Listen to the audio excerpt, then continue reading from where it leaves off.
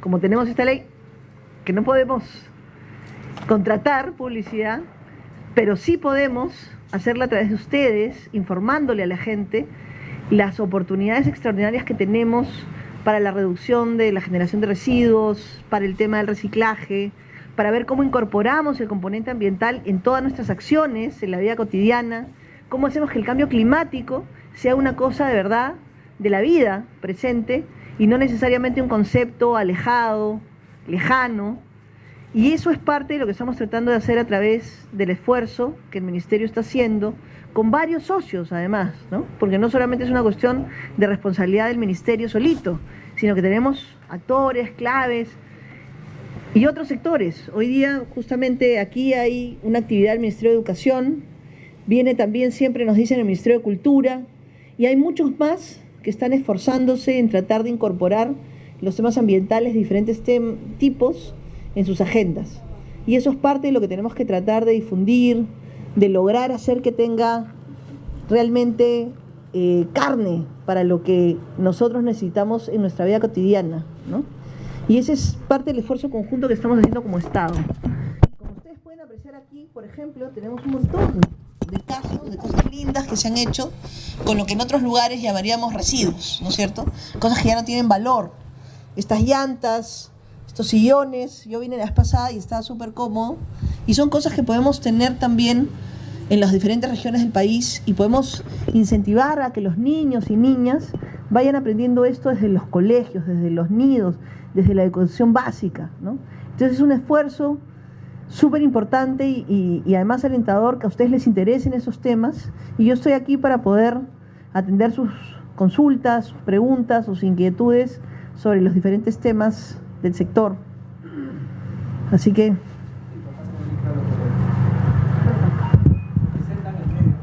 muy buenos días, señora ministra. Mi nombre es Adolfo Pasanando, corresponsal de RPP en San Martín y también trabajo en un medio en Tarapoto. Dos preguntas básicamente. Ustedes que ven política nacional y en esa medida quisiera una impresión suya. Estamos viviendo una coyuntura electoral en este momento.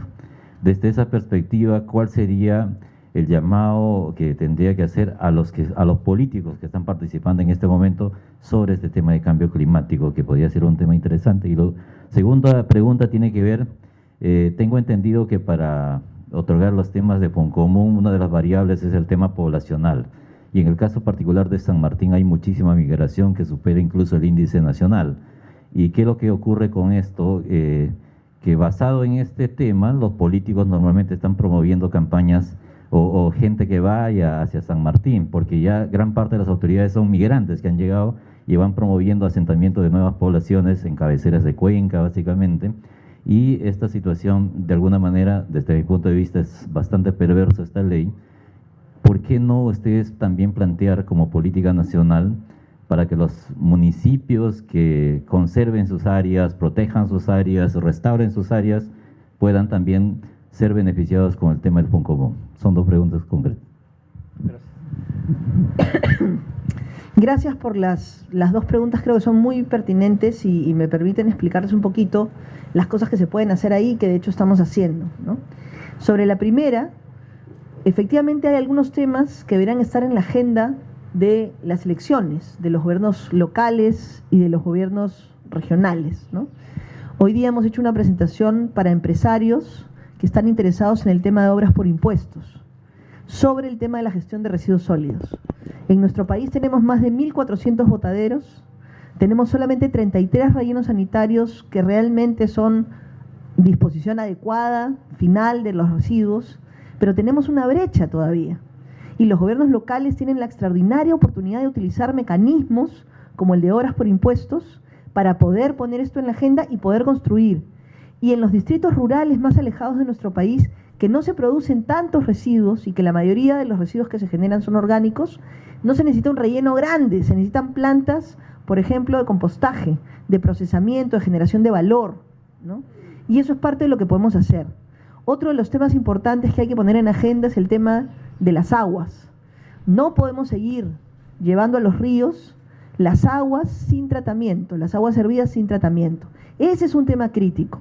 Como gobierno nacional se está articulando con varios gobiernos locales Por ejemplo, para avanzar en el tema de las plantas de tratamiento de aguas residuales en Puno, que están vinculadas al lago Titicaca. Pero necesitamos que haya compromiso de las autoridades que van a entrar de continuar con estas obras. Porque muchas veces los alcaldes, los gobernadores, ¿no?, inclusive los ministros también, y eso es un compromiso de todos y de todas. Como entramos en una nueva gestión, decimos, esto viene de la gestión anterior, yo quiero mi obra nueva. Y dejamos abandonados.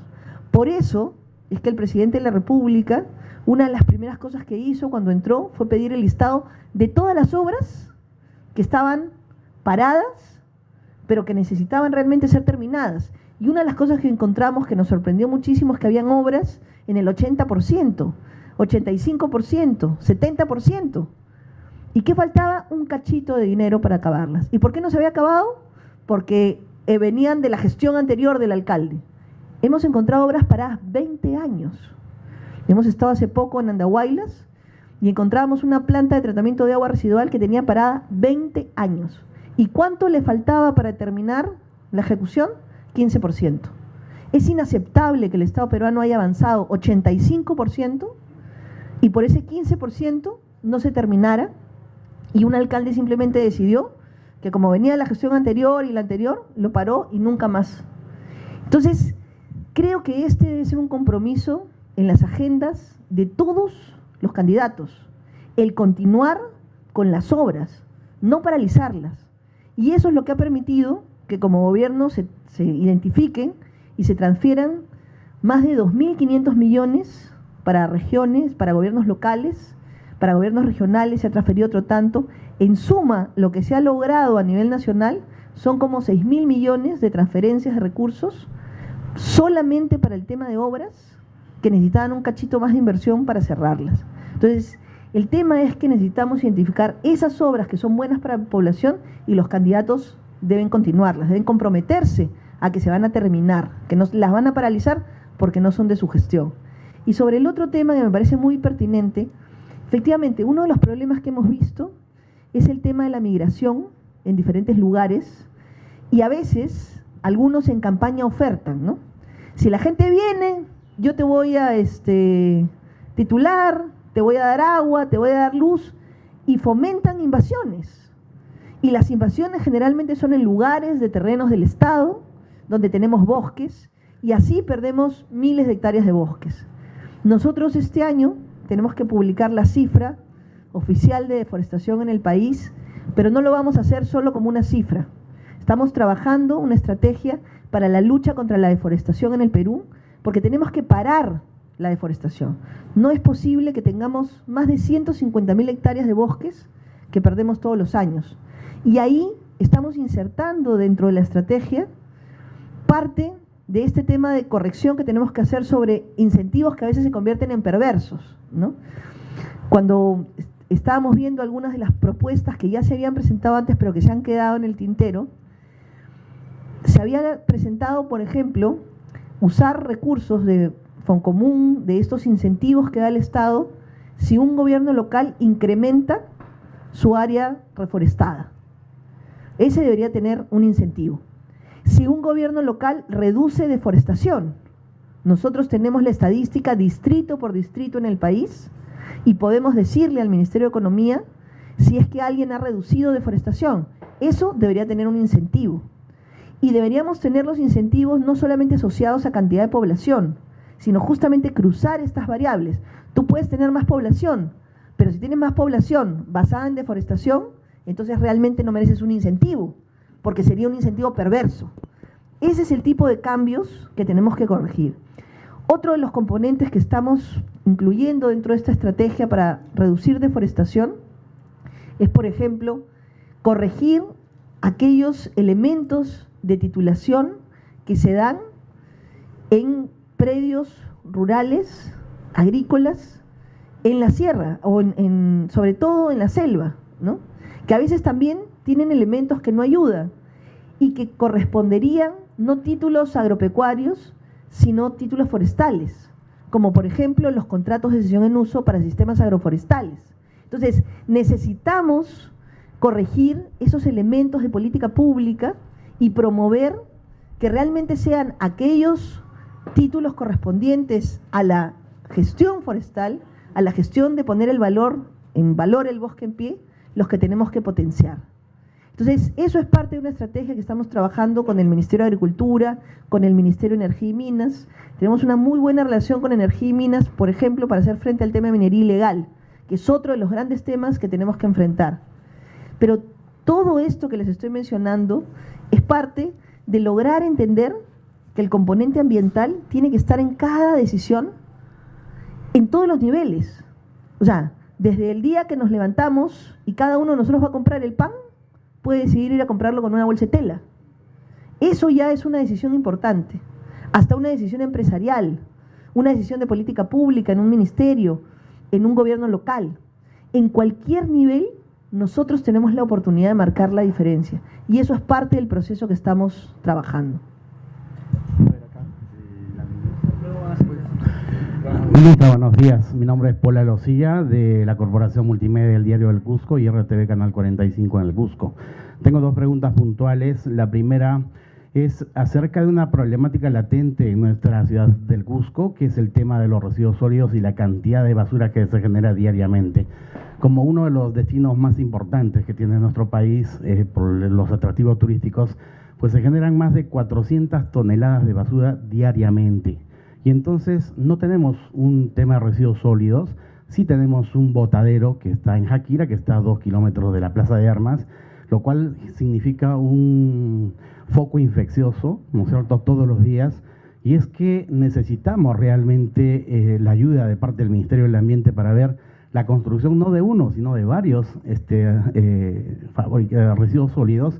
Y en este caso, la pregunta es, ¿cómo es que su cartera, digamos, está aportando o va a aportar a solucionar o al menos mitigar este impacto que es totalmente negativo, teniendo en cuenta, le repito, que Cusco es una de las principales ciudades turísticas y que, dicho sea de paso, como lo mencionaba mi compañero, mi colega, el tema, digamos, de las próximas elecciones hace que muchos de los candidatos, tanto para las municipalidades provinciales y distritales, pues tengan que tener, entre comillas, lo que en la jerga manifestamos el caballito de la batalla, para construir el tema de residuos sólidos o alguna especie de solución para la gran cantidad de basura que se tiene en el Cusco. Y la segunda pregunta es el tema forestal. En este mes, digamos, hay muchos hermanos campesinos de la sierra del sur del país que se dedican pues a incendiar los bosques, y esto atenta lamentablemente contra el tema, digamos, de la vegetación y los animales que se mueren todos los días y la gran contaminación que genera hacia la ciudad. Cusco está rodeado en un valle de cerros y que lamentablemente pues toda el humo, la contaminación se va hacia la ciudad, y muy aparte que genera muchas enfermedades tanto a los niños como a los adultos mayores y sobre todo a la gente en común. Entonces, ¿qué hacer desde el ministerio en cuanto, digamos, a mitigar o a solucionar estos problemas? Porque muchos de nuestros hermanos campesinos lo ven desde sus ancestros como una cultura tradicional de hace muchos años, que les llaman los famosos roces. ¿Qué quiere decir? Que ellos, incendian, ¿no es cierto?, para que el año que viene tengan una buena, digamos, cosecha en lo que cultiven y todo lo demás. Entonces, ¿qué está haciendo el ministerio desde este punto de vista, señora ministra? Gracias. Gracias, dos buenas preguntas. A ver, efectivamente el tema de residuos sólidos es un tema prioritario. No podemos seguir teniendo nosotros una actitud de costadito, ¿no? Como Ministerio del Ambiente nosotros somos ente rector. La responsabilidad directa es de los gobiernos locales, pero claramente este es un problema de todos y de todas. Entonces, como ministerio, lo primero que estamos haciendo nosotros es trabajar con los gobiernos locales y buscar mecanismos para lograr el financiamiento. Como les digo, hoy día en la mañana hemos estado en una reunión muy productiva con la Asociación de Empresas que promueven obras por impuestos. Pero también hay cooperación, hay canon minero que se podría utilizar y que no se está focalizando para el tema de gestión de residuos sólidos. Es más, hay recursos que el Gobierno Nacional ha dado de Foniprel, por ejemplo, y esos recursos se han usado para ampliar el botadero, pero no para hacer el financiamiento de la gestión adecuada de los residuos. Una de las cosas que estamos brindando nosotros ahí también es asistencia técnica, y estamos trabajando para priorizar aquellos lugares como Cusco, como Trujillo, que tienen una gran cantidad de población flotante, turistas que llegan Y una cosa interesante que hemos encontrado es que, por ejemplo, los turistas están perfectamente acostumbrados a reciclar y más bien les sorprende no tener la facilidad para poder depositar las botellas, para poder depositar el cartón, el metal. Entonces, lo que estamos tratando con los gobiernos locales es que identifiquen, así como lo tenemos en algunos lugares en Lima, estaciones, en ciudades en Cusco, en Trujillo, donde la gente podría ir y dejar el plástico, el cartón, el metal, que en este tipo de ciudades es de los residuos que más se generan, ¿no? Por otro lado, está el tema de la gente quema la basura. Y esa es una de las peores prácticas que podemos tener. No solamente es tirarla al costado de un río, sino encima quemarla. Y eso es algo que está asociado a su siguiente pregunta, que es el tema de las quemas para agricultura. Fíjense, y esto es muy importante transmitirlo especialmente con ustedes a las regiones. Los agricultores siempre se están preocupando de que no hay agua. El agua es un bien escaso, cada vez va a ser más difícil, viene el cambio climático, pero no se están dando cuenta que las quemas son una de las principales razones por las que estamos perdiendo los glaciares. O sea, cuando nosotros quemamos, generamos micropartículas que viajan por los aires y finalmente se quedan en los glaciares. Y eso es, yo no lo sabía hace unos años, pero existe el carbono negro. Y eso atrae los rayos del sol y finalmente se terminan yendo más rápido los glaciares. Entonces, no es para un agricultor el dejar de quemar una razón netamente ambiental. Ya por lo ambiental no debería serlo, porque además no le añade valor a su suelo. Eso es algo que creemos pero que no es correcto, sino que además lo va a perjudicar, porque va a contribuir a tener pérdida de fuentes de agua. Y eso es algo que todos y todas tenemos que ayudar a informar. Esta es una época difícil justamente porque empiezan los incendios. En algunos casos, los promovidos por los propios agricultores en sus espacios para abrir chacras. Pero en otros casos, ayer hemos tenido un incendio en Amazonas, cerca de Cuelap, fruto de alguien que quemó para abrir su chacra y finalmente terminó incendiando una zona cerca del monumento. Pero hace 2 días estamos teniendo un incendio en otra zona donde la gente de Cernam se ha tenido que movilizar con los bomberos forestales para apoyar. Esto no puede seguir pasando. No solamente estamos perdiendo nuestro capital natural, estamos perdiendo biodiversidad, estamos perdiendo espacios públicos maravillosos.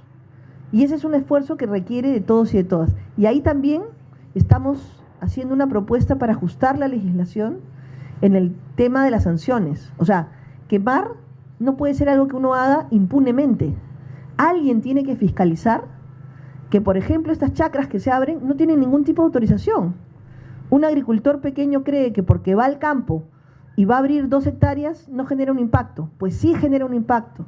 Y eso también tiene que ser algo que nos afecta a nosotros como ciudadanos y nos importa a nosotros como Ministerio del Ambiente. Entonces ahí también tenemos que entrar. No es simplemente decir, no, eso es la autoridad forestal, eso le compete a otro. No. ¿Cómo articulamos para que el sistema funcione? Entonces eso es parte también de lo que como Ministerio del Ambiente estamos trabajando en mejorar la normatividad que esté asociada a promover el valor del bosque en pie, por un lado, con los bionegocios, el tema de poner en valor lo forestal, pero también, por otro lado, la fiscalización y la sanción, porque no puede haber impunidad. Yo quemo, destruyo el bosque, que es patrimonio de todos los peruanos, y simplemente hay impunidad. Y eso es una cosa que tenemos que cortar, tenemos que hacer lo correcto. Por aquí, seguimos la... Ministra, buenos días. Roger Barrancela de la región Piura. Quería consultarle primero cuáles son las expectativas que tiene en este cambio, en este caso el Ministerio, de la ley que disminuye el uso de bolsas plásticas. ¿Cómo va a ser desde el Ministerio, por ejemplo, para poder combatir a grandes empresas dedicadas a este tipo de productos, ¿no? Y cuál es la proyección, digamos, de aquí a unos 2-3 años, ¿no? Y la otra pregunta era en relación al tema de la ley de cambio climático. Se habla de poder reducir los gases de efecto invernadero en un 30%, pero durante este tiempo, mientras se está todavía un poco gestando esta ley, ¿qué es lo que espera, por ejemplo, para la región Piura, que es una región bastante vulnerable al tema del fenómeno del Niño? Gracias. A ver, La primera cosa que nosotros esperamos con la ley de cambio climático es que se apruebe, o mejor dicho, con la ley de plásticos de un solo uso, que se apruebe.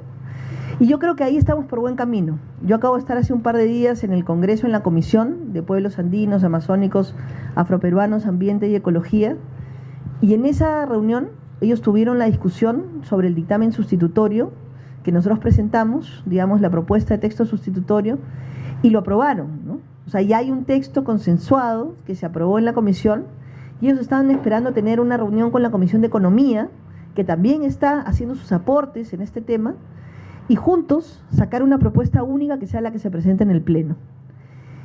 Ya ese avance de haber dejado de lado el color político y sentarnos a discutir en algo que finalmente tiene al ciudadano en el centro es un gran avance. Y nosotros creemos que la ley se va a aprobar. Ahora, antes de que se apruebe la ley, ya hay iniciativas de ciudadanos, de empresas, de supermercados, de tiendas grandes, que se han puesto el compromiso de contribuir con la reducción del plástico de un solo uso. Ya tenemos casos, por ejemplo, y ahí todas las regiones podrían seguirlos. Una panadería en Madre de Dios publicó un aviso. Si la gente va con su bolsa de tela a comprar el pan, te regalan un pan.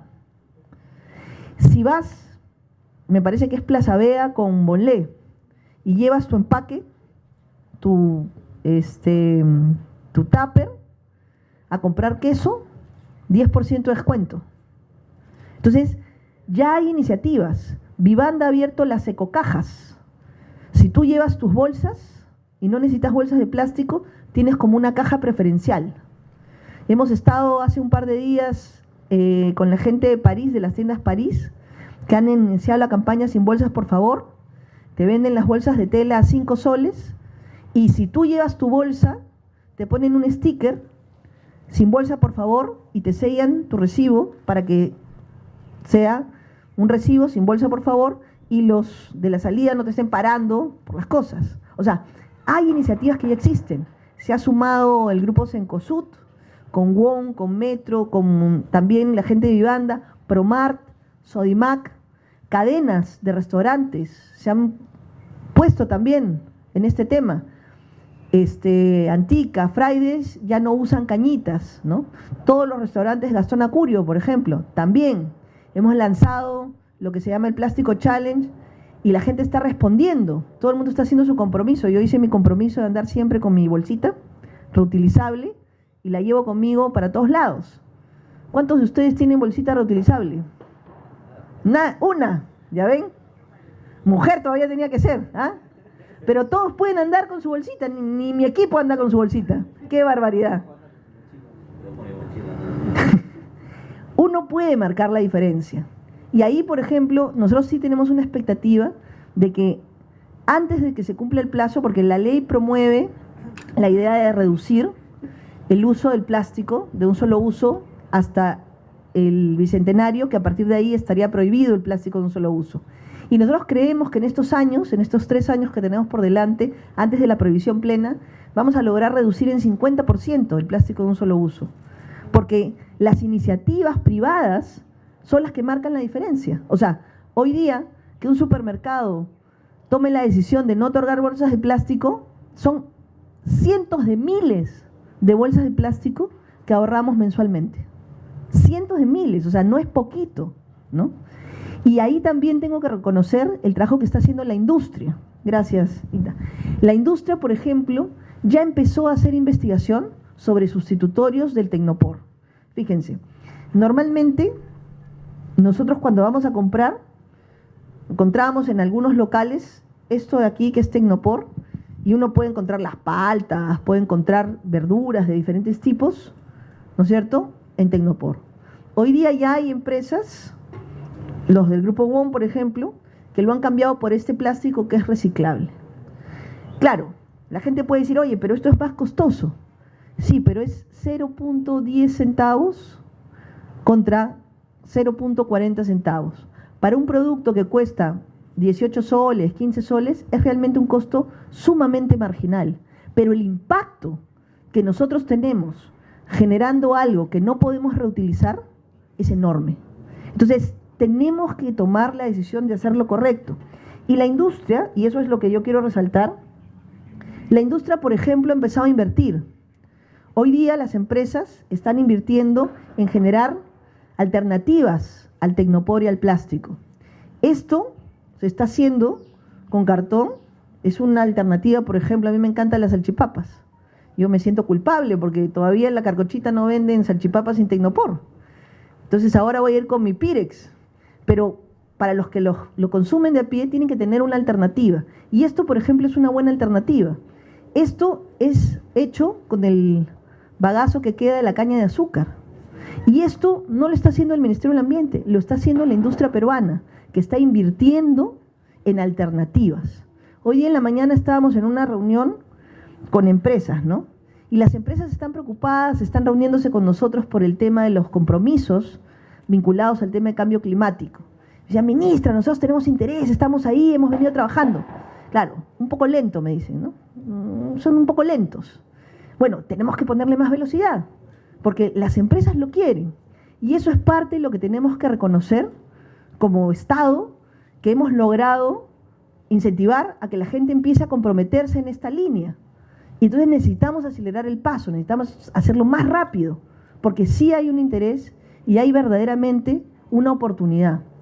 El problema con los residuos es que generamos muchos. Entonces tenemos la primera posibilidad, que es reducir. Pero también podemos reciclar. Ustedes ven, esta mesa es de llantas, ¿no es cierto? Que antes simplemente las llantas las quemaban. Hoy día tenemos la posibilidad de hacer cosas diferentes. Y eso es parte de lo que tenemos que ir avanzando. Y eso mucho tiene que ver con los temas de información. Entonces yo sí espero que en el tema de la ley de plásticos podamos avanzar, se apruebe, y sobre el tema de cambio climático, las cosas en las que nosotros estamos trabajando es ver estas oportunidades con los actores. Por ejemplo, queremos promover el tema de infraestructura natural, infraestructura verde. Hoy día en la mañana les enseñaba en este evento que estábamos una fotografía de cómo cuando nosotros miramos, por ejemplo aquí el río Rímac, ¿no? Miramos las laderas del río, pura tierra. Los camiones muchas veces han ido, han llevado la tierra, la han tirado ahí y el agua pasa chocolate. Y cuando hay una crecida, todo se derrumba, media pista se cae, se pierde. Y teníamos otra fotografía donde en el río hay países donde se ha trabajado, por ejemplo, arborización. Uno tiene una alameda ahí al costado. Tienes infraestructura verde, por ejemplo.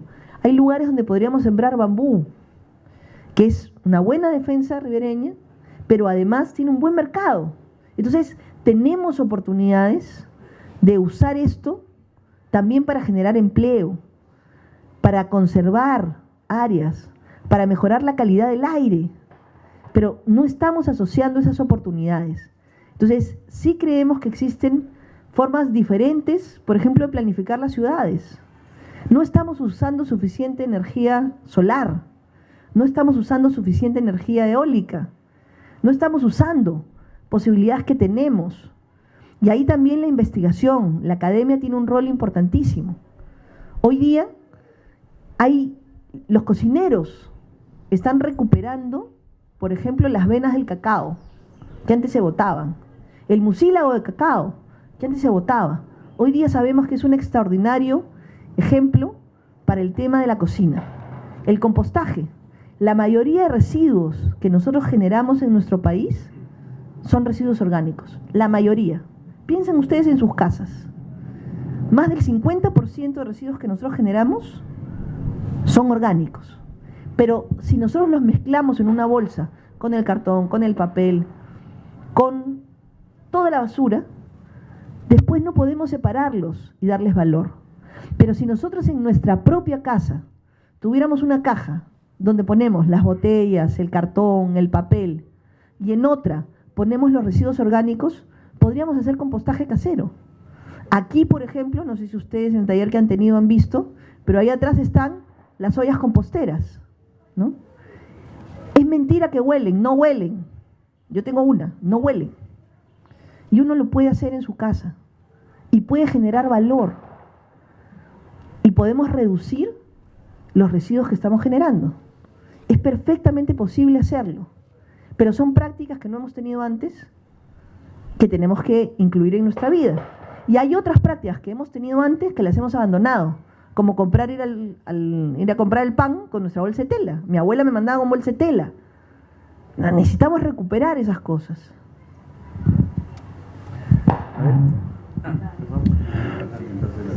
Ministra, muy buenos días. En este taller que todos los colegas estamos siendo parte, hemos aprendido cosas importantes. Felicitarla por esta iniciativa. Lo otro, provengo de la región Pasco, una de las ciudades más contaminadas por historia, por su actividad misma minera. Incluso hubieron movimientos sociales que han tenido que desarrollar encadenamientos, marchas, qué sé yo, para poder conseguir. Uno, ¿qué logros se han conseguido hasta el momento por parte del Ministerio del Ambiente en ese sentido? Lo otro, yo les comentaba a los colegas y a los organizadores en el taller, hay un ciudadano en Pasco, por ejemplo, que ha tenido una iniciativa, desde mi punto de vista, formidable, que es la Noche del Planeta, ¿no? El 31 de diciembre, que promueve, no lo financia ni una ONG, es un ciudadano de a pie, común y corriente como nosotros, pero que ha disminuido básicamente la quema de muñecos que teníamos la costumbre en la zona sierra, en la zona centro, por ejemplo. No sé si en otros lugares tienen esa costumbre, ¿no? ¿De qué forma se puede fortalecer esta idea de no quemar? Lo otro también que quería preguntarle referente a esta ley del cambio climático que hemos estado analizando, ¿de qué forma van a medir ustedes el resultado, el logro que pueda beneficiar esta ley? Muchas gracias. Interesante, gracias por las preguntas. Debo confesar, yo también en mi vida alguna vez he quemado un muñeco. Mi madre es de una comunidad campesina en la Sierra de Lima, ¿no? En San Juan de Orajillo. Y efectivamente ahí también tienen la costumbre de quemar por el año viejo, ¿no? Pero es extraordinario, ojalá alguna vez pueda conversar con él sobre esta iniciativa para reducir las quemas, porque las quemas de todo tipo son las que tenemos que reducir. No solamente las de la chacra, sino estas que además no nos añaden valor, son innecesarias. Y es parte de lo que tenemos que lograr dentro de nuestra conciencia ambiental incorporar, ¿no? Ese chip que nos hace hacer lo correcto.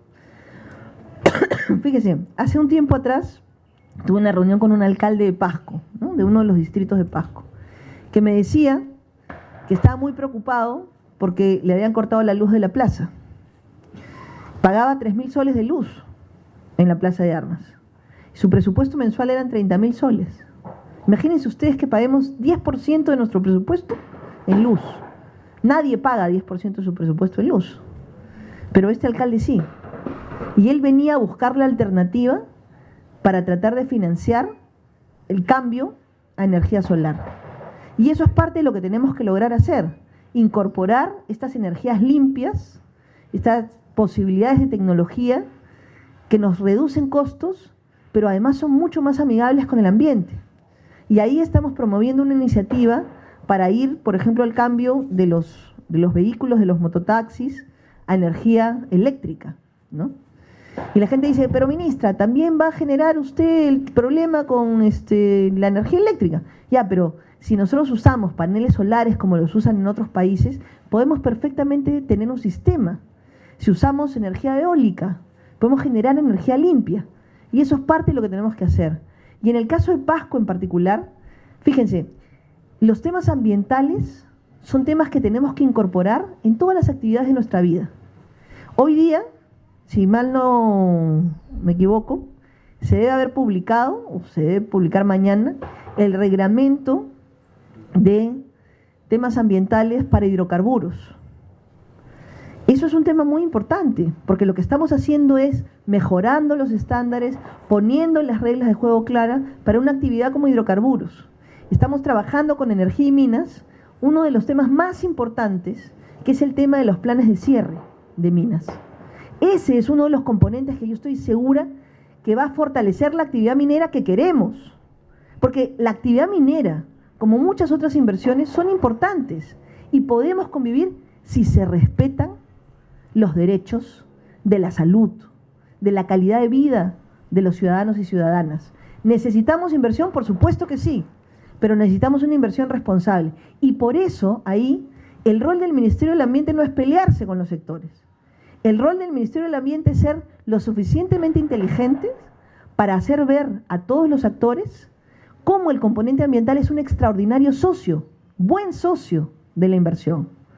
Y esto no es solamente para minería, esto es para pesca, para hidrocarburos, para agricultura. Fíjense, la agricultura genera la mayor cantidad de empleo en nuestro país. Sin embargo, a la vez, es la principal causa de deforestación en el país. Y en los residuos es donde tenemos la principal oportunidad de generar valor con el aprovechamiento de los residuos orgánicos que se generan con la agricultura. Miren todas las oportunidades que tenemos con agricultura. Lo mismo con minería, lo mismo con pesca.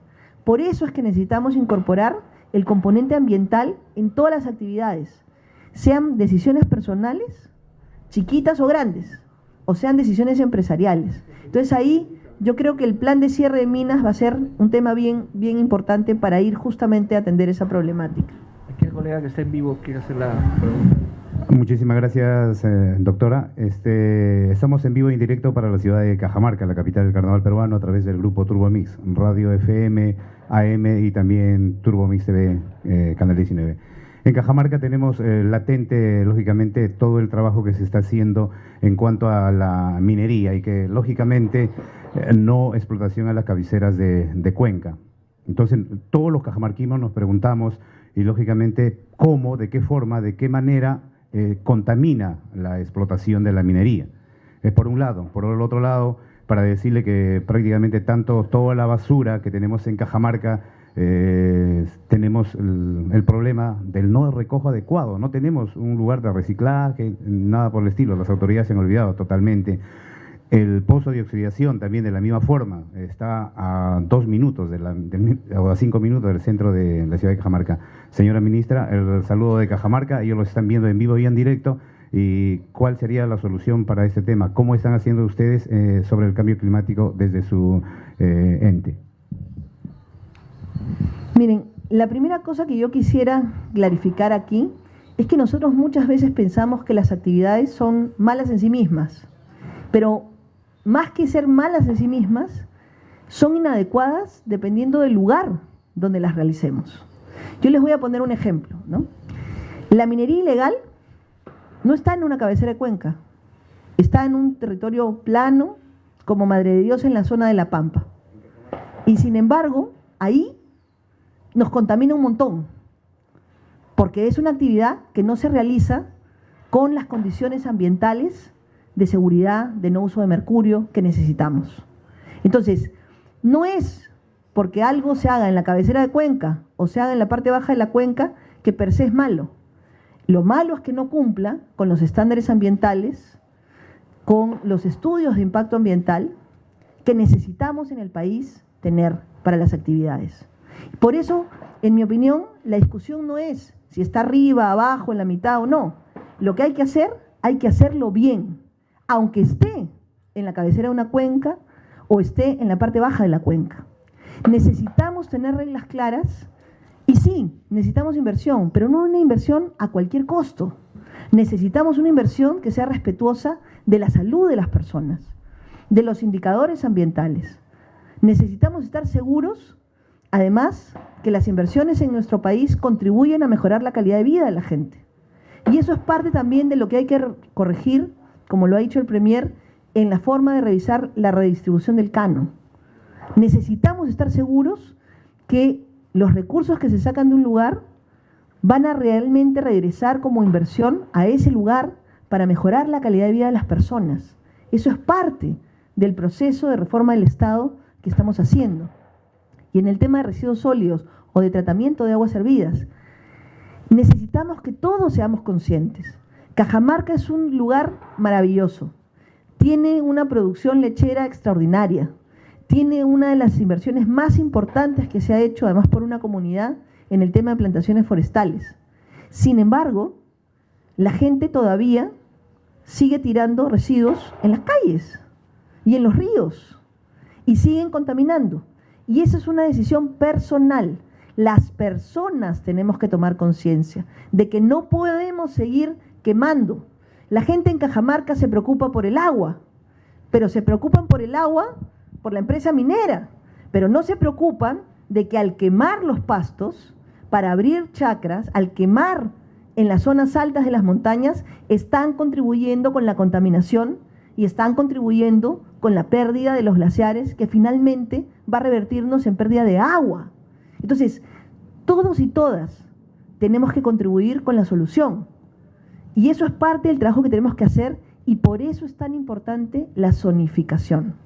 Identificar en el territorio cuáles son las actividades que queremos hacer y cómo las queremos hacer. Yo he visto ejemplos, fíjense, en otros países, en un edificio, la gente, sus residuos sólidos son lo que permite generar la calefacción del edificio. Generan energía en el edificio. Todo el mundo bota sus residuos segregados, separados, a un mismo lugar. Y ahí hay combustión y finalmente se genera la calefacción de todo el edificio. Hay otros países en donde la gente va con sus botellas, las mete en una máquina y te dan tus centavos porque te devuelven lo que tú has gastado. Hay otros países donde se hace actividad pesquera al costado de las plataformas de hidrocarburos en el mar. Y perfectamente puede convivir una actividad económica con la otra. Y hay otros países donde hay minería en cabecera de cuenca y son perfectamente posibles porque se cumplen los estándares ambientales. Lo que nosotros queremos es una buena inversión. No queremos una inversión que afecte la calidad de vida de la gente. Y por eso es que sí tenemos que ser rigurosos y severos en la evaluación de los estudios de impacto ambiental. Pero no per se oponernos a las actividades. Muchas veces se ha satanizado, por ejemplo, la palma aceitera. La palma aceitera ha contribuido en luchar contra el narcotráfico en nuestro país. El problema no es la palma, el problema es dónde la pongo. Y puede ser una extraordinaria alternativa en lugares deforestados. Pero si yo voy a ir al bosque, a retirar el bosque para poner palma o cualquier otra cosa, entonces no estoy haciendo una buena decisión. Y eso es lo que tenemos que combatir. Las decisiones que afectan nuestro capital natural en despropósito o en contra de la calidad de vida de las personas sin beneficiar a los ciudadanos y ciudadanas. Fernando, que también está Ministra, estamos en vivo para Ucayali, Diario Ímpetu, Fernando González Polar. Ministra, usted viajó a Atalaya para ver parte de la problemática que se ha desarrollado en una huelga de más de 12 días. Sabemos de una deuda fuerte que han contraído por la implementación de las nuevas leyes y supimos que la solución que iba a dar el MINAM no era una condonación, sino era una alternativa de pago con servicios, con trabajos. Necesitamos saber en cuánto se ha avanzado esto. Gracias por la pregunta. Una cosa que creo que es bien importante clarificar es que en nuestro país, hasta antes de la ley forestal que está vigente el día de hoy, si una comunidad nativa quería hacer un aprovechamiento forestal, contrataba normalmente con un maderero, el maderero entraba, hacía la actividad, la hacía bien o la hacía mal, y se iba. Y finalmente quien asumía la responsabilidad como único responsable era la comunidad nativa. Con la nueva ley forestal, lo que se identificó es que podía existir un responsable solidario, que era realmente el maderero, que era el que operaba en el territorio de la comunidad. Y entonces ahora, con la nueva legislación, no solamente la comunidad es responsable, sino es responsable también ese maderero, ese empresario que no ha hecho las cosas bien, ¿no es cierto? Y por eso es que se generan multas y ahora sí lo podemos perseguir y lo podemos identificar y lo podemos sancionar. Pero para esas multas que existían, que ya la comunidad las tenía, parte del problema es que no tienen dinero en efectivo para pagarlo. Pero una alternativa que existe es que la comunidad asuma el compromiso de conservar sus bosques. De hecho, tenemos un programa que es el Programa Nacional de Conservación de Bosques, que lo que hace es darle recursos a la comunidad contra el compromiso de conservar sus bosques. Entonces, lo que nosotros hemos propuesto como Ministerio del Ambiente es, oye, si tú te comprometes a conservar los bosques por un periodo determinado de tiempo y realizas algunas actividades, por ejemplo, también hemos propuesto que se incluya el manejo adecuado de residuos sólidos, que se incluya la promoción de cultivos forestales, etcétera, etcétera, yo puedo reconocerte el pago no en dinero en efectivo, sino descontarte justamente de esa deuda que tienes tú por la multa que generaste. Y eso es parte de lo que estamos trabajando. De hecho, ya el Ministerio de Agricultura y Riego, a través del CERFOR, presentó la propuesta y el Ministerio de Agricultura ya aprobó los lineamientos para el tema del fraccionamiento de las multas. OSINFOR está trabajando en este momento en el tema de todos los supuestos que se podrían aplicar para esta compensación. Y básicamente porque nosotros sí creemos que condonar no es un buen mensaje. O sea, si yo tengo una responsabilidad, tengo que asumirla. Lo que sí tenemos que ser conscientes es que pueden existir diferentes maneras en las que yo puedo ayudar a que tú cumplas con el pago. Y eso es básicamente lo que hemos hecho, tener la flexibilidad, pero no apoyar la impunidad. ¿Ya se está avanzando? Sí. Ministra, ¿cómo está? Buenos días. Los saludamos desde la región Lambayeque. Hace poco estuvo en el distrito de José Leonardo Ortiz acompañando al presidente Vizcarra en la entrega de 10 compactadoras. Bueno, de esas 10 compactadoras, solamente 4 están operando. Y pudo notar usted también la desazón de la población que pifió en muchos momentos al alcalde y al gobernador regional, porque durante todo este tiempo hay un mal manejo de residuos sólidos. En el distrito de Leonardo Ortiz no es orgullo, pero tenemos el distrito que más basura acumula en sus calles. Tenemos un botadero en Lambayeque, pero también tenemos un botadero en la ciudad misma. Y no solo la gente arroja basura, sino también la quema para deshacerse de ella. La gente se queja de una mala gestión y de un mal manejo de residuos. Quería preguntarle, con esta nueva ley de cambio climático, ¿qué nuevos instrumentos van a tener las autoridades locales para que las próximas autoridades que vamos a elegir dentro de poco tengan todas las herramientas necesarias para manejar mejor este tema del tratamiento de los residuos y todo lo que afecte al cambio climático? Muchas gracias. Sí, efectivamente, recuerdo bien mi visita a José Leonardo Ortiz. Miren, como lo dijo el presidente ese día, ¿no? Efectivamente estamos en un periodo de cambio de autoridades, pero son los ciudadanos y ciudadanas quienes tienen la oportunidad ahora de elegir bien. O sea, necesitamos que la gente empiece a revisar los planes de cada uno de los candidatos y vea cuáles son las prioridades que están incorporando. En ese distrito, efectivamente, la problemática de residuos sólidos es de las más urgentes e importantes. De hecho, hemos tenido que declarar en emergencia en un momento el tema de emergencia ambiental por la falta de gestión de residuos sólidos. Y ahí, si bien el responsable directo es el gobierno local, el gobierno regional también tiene que apoyar y el gobierno nacional también tiene que sumarse, porque finalmente se genera un problema de salud pública. Entonces, las compactadoras que se han entregado, que han sido adquiridas por el gobierno regional, básicamente lo que están buscando es ayudar con un instrumento al gobierno local a resolver el problema del recojo, que es uno de los problemas. Porque recojo es una parte, disposición final es otra parte, generación de valor, que ahí no se hace, es otro de los temas, pero también hay una responsabilidad de los ciudadanos, ¿no? Y es cierto que a lo largo del país, uno de los problemas que vemos nosotros es que la gente prefiere pagar un celular, pero no pagar por el agua. Prefiere pagar un celular, pero no pagar por los arbitrios que significan asegurar la limpieza pública del distrito. Y ahí es la ley de residuos sólidos que se aprobó el año pasado la que ha generado mecanismos que a nosotros nos parecen súper importantes, ¿no? Dos en particular quisiera mencionar. La posibilidad de tener un acuerdo con las empresas de luz y de agua. Entonces, un alcalde puede hacer un acuerdo con la empresa de luz y a través del recibo de luz cobrar los arbitrios que están vinculados a limpieza pública. Y ese dinero, el segundo tema importante es que se va a un fideicomiso. Es un dinero que está como secuestrado para asegurar que solamente se utilice para el tema de limpieza pública. Y eso es parte de los mecanismos que tenemos ahora. Con la ley de cambio climático, lo que nosotros básicamente esperamos es que en los planes que tengan los gobiernos locales, los gobiernos regionales, el gobierno nacional, incorpore los elementos vinculados a la gestión de riesgos, y de hecho el mal manejo de residuos sólidos es uno de los problemas que se genera con respecto a la gestión de la ciudad y afecta a las personas.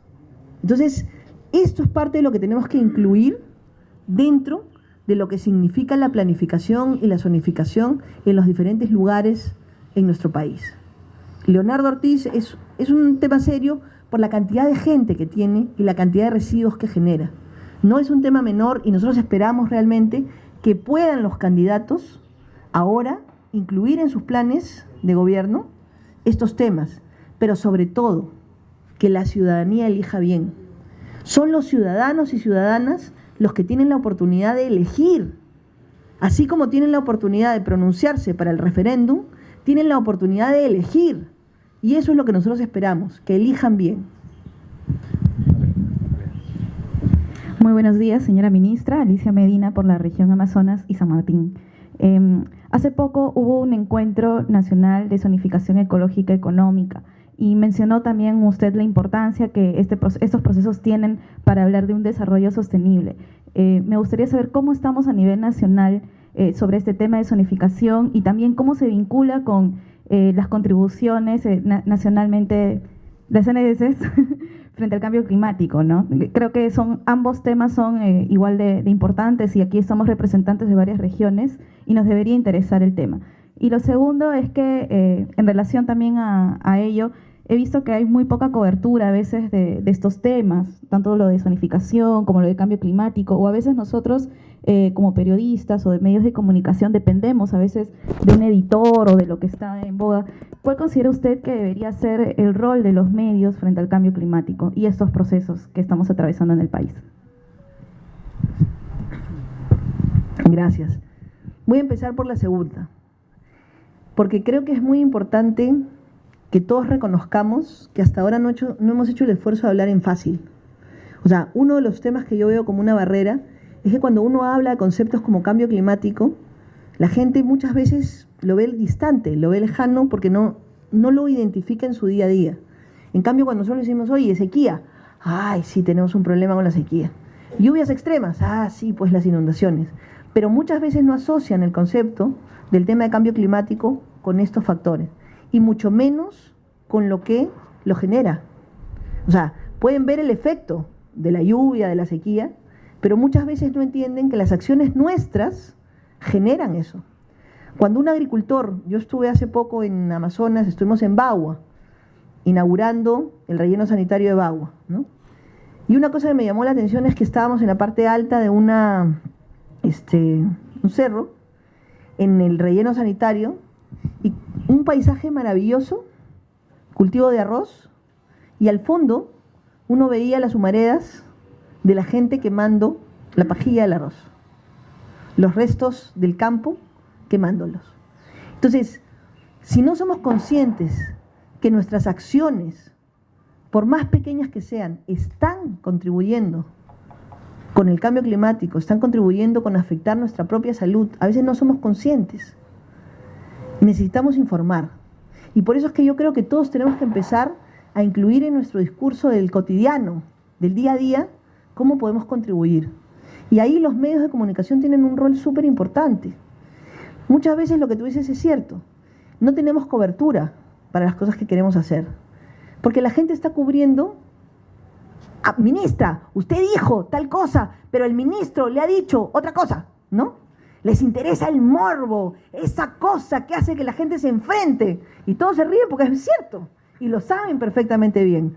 O si no, el accidente, ¿no? La persona, oye, han atropellado a alguien, están con la cámara ahí mirando. Y a veces hay dolores que hay que respetar. Y eso es algo que en nuestro país nos está pasando. Estamos privilegiando esas emociones negativas, el morbo, sobre aquellas cosas que realmente podríamos hacer mejor. Y todos tenemos que contribuir en eso. Todos tenemos que hacer un cambio, y esto es un cambio de cultura. Por eso yo, por ejemplo, aprendí que en vez de decir, oye, ¿en qué te has equivocado? Deberíamos preguntar, ¿cuál consideras que es la oportunidad de mejora? Si solamente cambiáramos eso, ya estaríamos abordando los problemas de una manera más constructiva. Pero no tenemos esa filosofía. Siempre estamos buscando en qué se equivocó el otro para meterle cabe y que se equivoque más.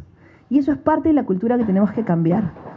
Entonces, sí creo que los medios tienen un rol importantísimo. Y cada uno de nosotros es un agente de cambio. Si ustedes hacen una buena nota y a su editor no le interesa, pues busquen aliados. Busquen gente que puede convertirse en soporte. La academia es un aliado importante. El Ministerio del Ambiente, por ejemplo, para estos temas, es un aliado importante. Hay experiencias interesantes. Cuenten historias. Una de las cosas más potentes es cuando contamos las historias de gente que ha podido hacer la diferencia. Una de las historias que a mí más me sorprendió, hace unos años atrás, la gente de la Sociedad Peruana de Derecho Ambiental, que apoyaba las iniciativas justamente en San Martín de conservación, de concesiones de conservación y ecoturismo, entrevistaron a un personaje, ¿no?, muy humilde, que él decía que él había sido cazador, ¿no?, que él cazaba, y ahora en realidad era guía de aves y fomentaba el turismo. Y no solamente ganaba más como guía de aves, era un trabajo más seguro, sino que además estaba orgulloso y feliz de contribuir con el tema de la conservación. Y es que conservar no significa perder plata. La conservación es un extraordinario negocio si lo vinculamos a actividades, por ejemplo, como el turismo. Yo estuve en Madre de Dios en una oportunidad y un concesionario forestal me decía, ministra, bueno, en esa época no era ministra, pero me decía, doctora, usted no sabe lo que me pesa haber cortado este chihuahuaco. Y le digo, ¿por qué? Porque sabes que se demora 400 años en crecer. No, me dice, ese no es el tema. Y le digo, ¿y cuál es el tema? Es que después vino un loco, porque así le llamaba a un pajarero, que quería ver un nido de águila arpía. Y resulta que yo en mi chihuahuaco tenía nido de águila arpía. Pero como lo corté, el águila se fue. Y este pata iba a pagarme $5.000 por ver el nido de águila arpía. ¿Y cuánto te pagaron por el chihuahuaco? 5.000 soles.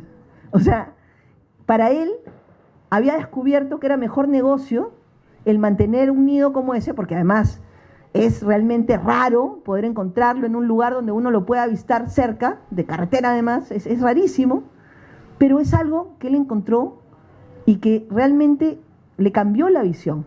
Entonces, a partir de ese momento, en su plan de manejo, él identificaba los sitios de importancia de avistamiento de aves, por ejemplo, los sitios de colpas, de alimentación de los animales.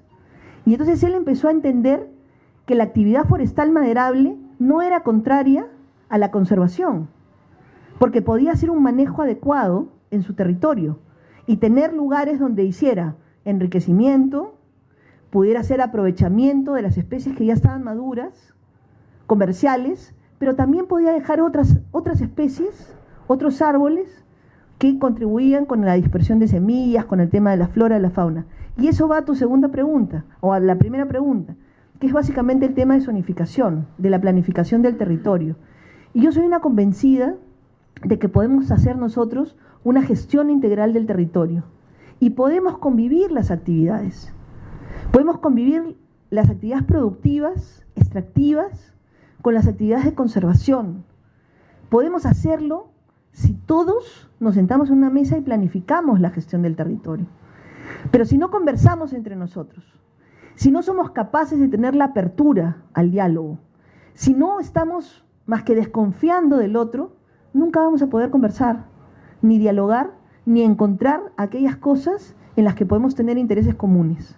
Fíjense, hace poco, con motivo de la propuesta que estamos haciendo en Mar Tropical de Grau, en el norte del Perú, los pescadores artesanales nos decían, ministra, nosotros sí queremos que hayan plataformas de hidrocarburos en el mar. Y yo les decía, carambas, qué interesante. Y a ver, explíquenme por qué. Porque cuando esas plataformas se colocan, se convierten en arrecifes artificiales. Generan una cantidad enorme de biodiversidad. Entonces, si somos dogmáticos, ¿no es cierto?, lo que pensaríamos es que los pescadores están opuestos a la actividad de hidrocarburos. Pero en este caso, ellos eran perfectamente conscientes que esa actividad bien hecha podía concentrar peces que a ellos les servían para pescar. Lo que sí nos decían, ustedes tienen que ser vigilantes de que los estándares ambientales se cumplan, por supuesto. Y eso es justamente lo que tenemos que lograr. No es per se la actividad negativa. Lo que es malo es cuando no queremos cumplir los estándares ambientales, cuando no tomamos las medidas de seguridad, de prevención. Hay un montón de cosas que podemos hacer para reducir los riesgos. Si no las hacemos, es donde tenemos los problemas. Y ahí sí el Estado tiene que ser firme, pero también tiene que pronunciarse y procurar el diálogo, porque muchas veces los dos queremos lo mismo, pero tú eres empresario, yo soy comunero, entonces no podemos sentarnos a conversar.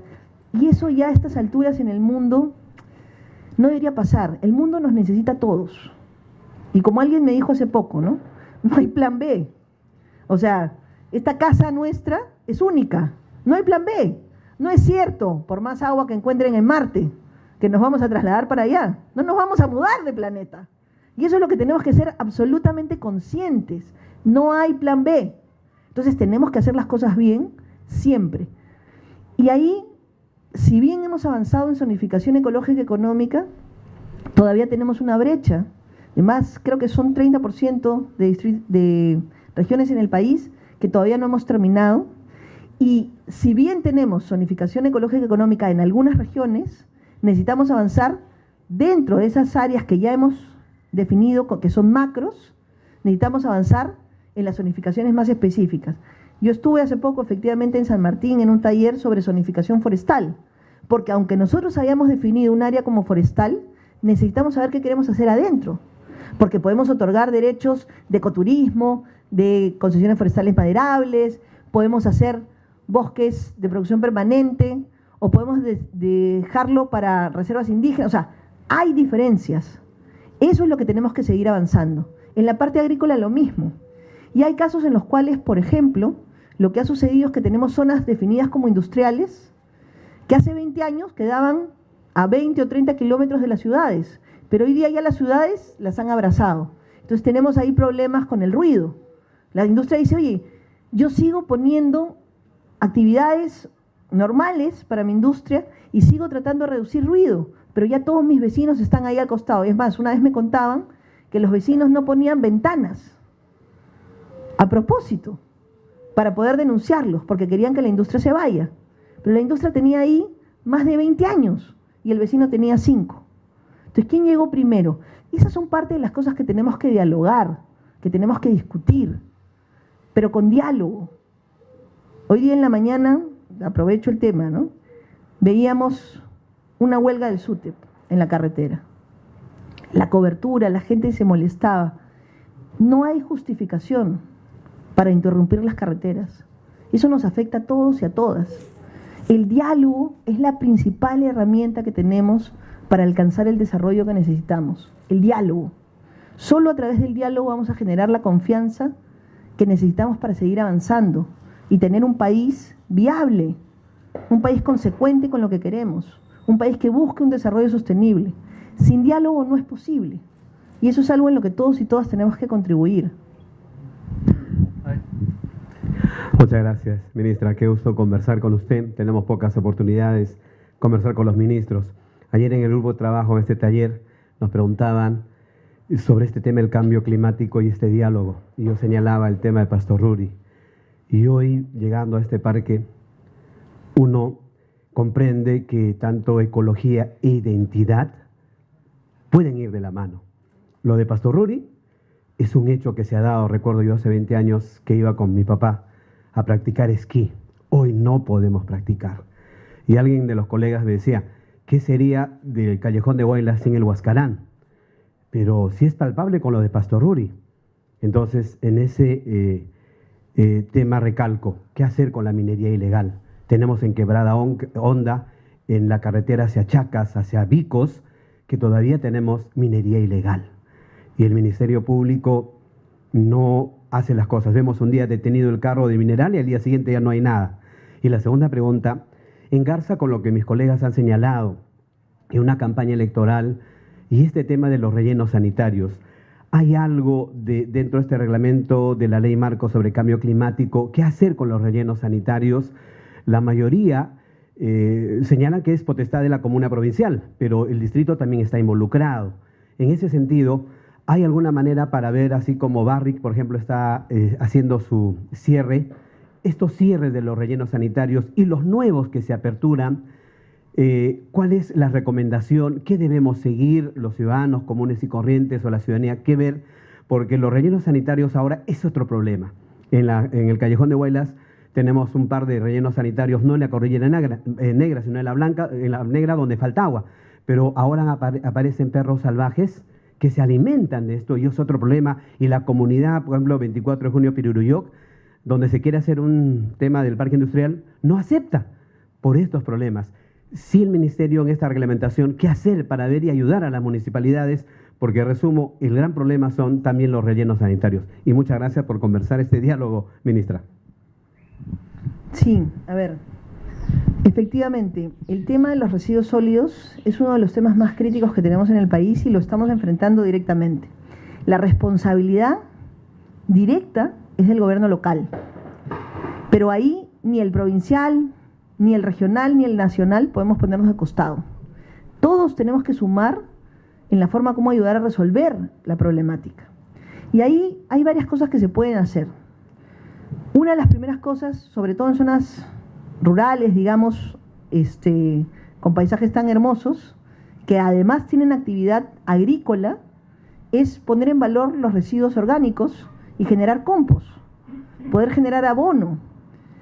Fíjese, yo tengo una experiencia que la vi hace casi 12 años, creo, en Pampas, Tayacaja, en Huancavelica.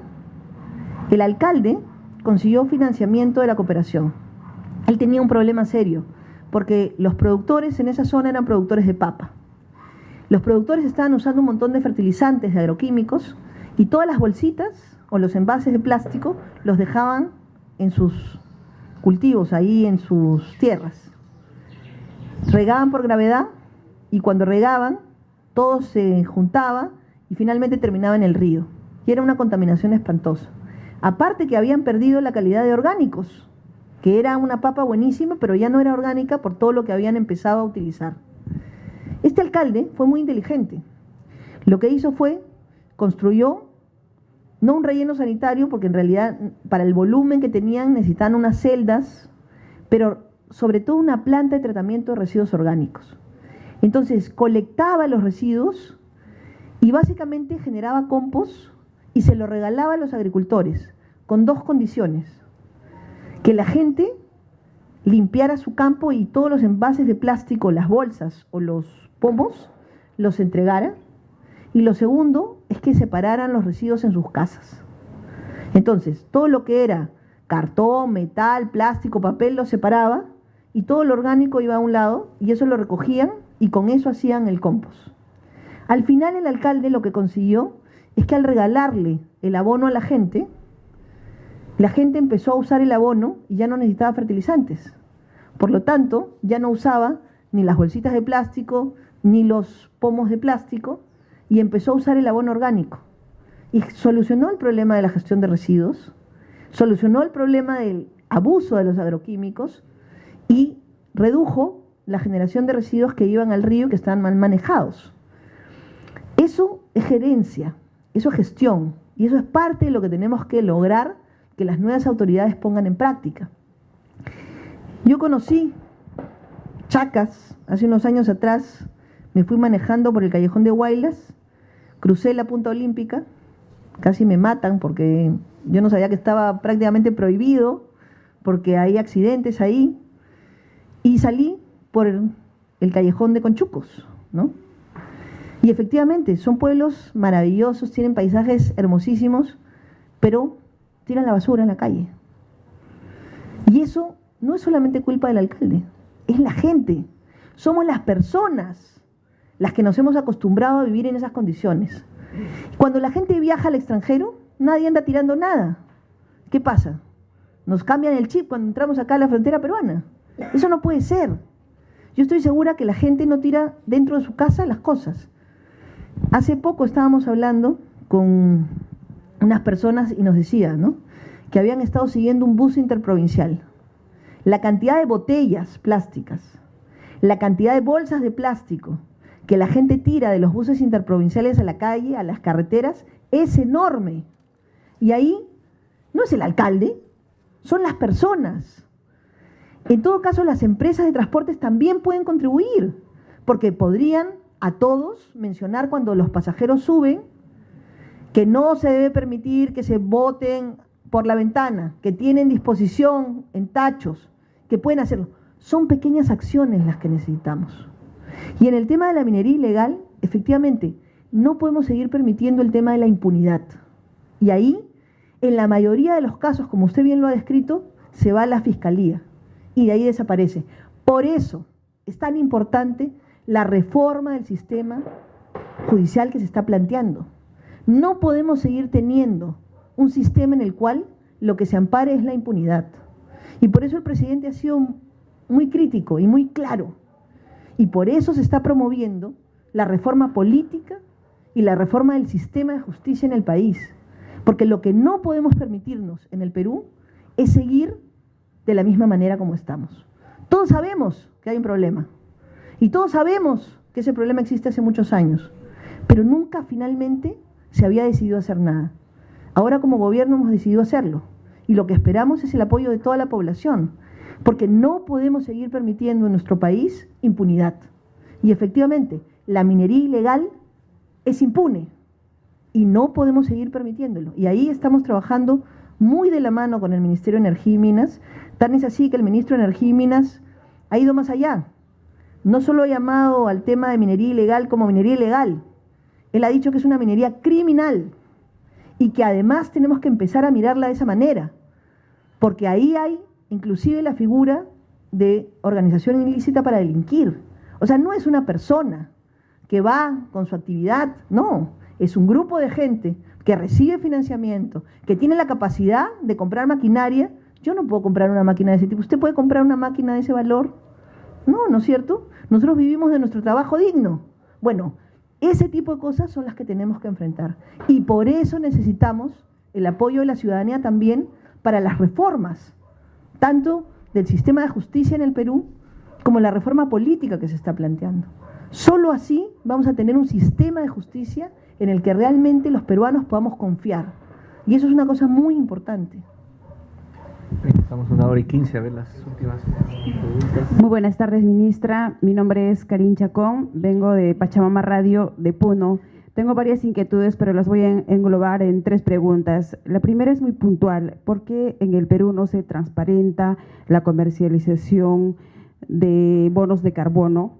Porque hasta ahorita no se sabe cuáles son las empresas que adquieren, que las compran. Y lo otro está referido, por ejemplo, a la situación respecto al proceso de recategorización de las especies de flora. ¿Cuándo sale la norma? ¿En qué etapa se encuentra? ¿De quién depende?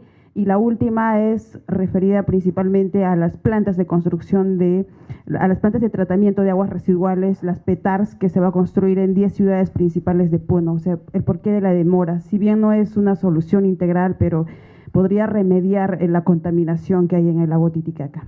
Gracias. A ver, empiezo por las PETAR, para que no haya más demora.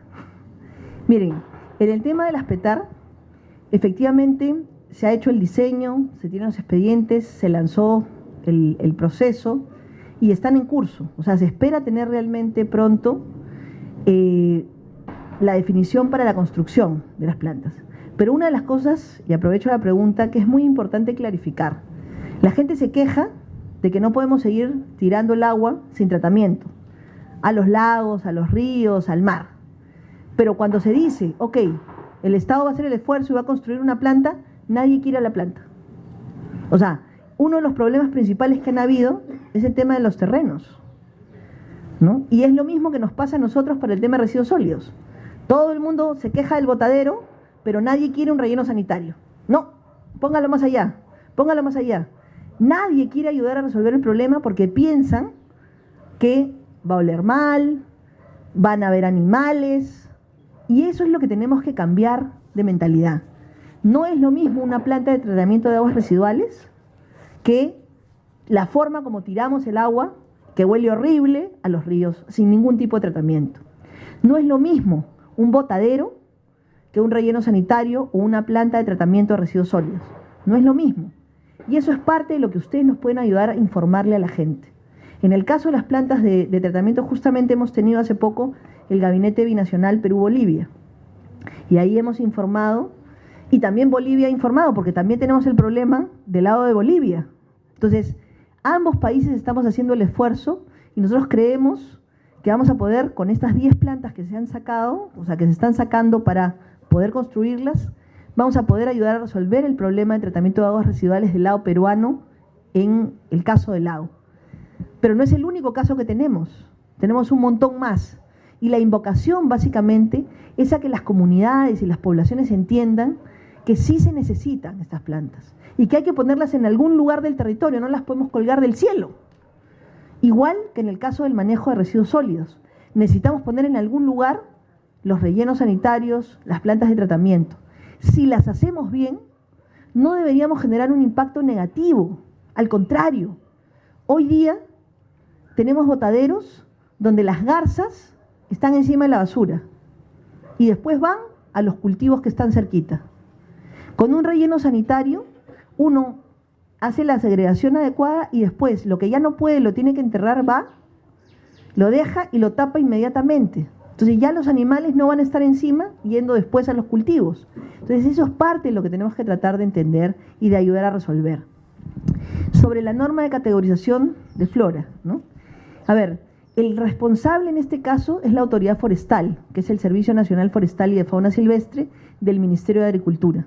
Voy a preguntarles en qué estado está. Yo, honestamente, hoy día no sé si ya está en proceso de aprobación, si ya se ha discutido a nivel del ministro, porque esto es una norma que prepara CERFOR como autoridad nacional y que la presenta al ministro de Agricultura. Voy a hacer la consulta, pero el ente rector es el Servicio Nacional Forestal y de Fauna Silvestre.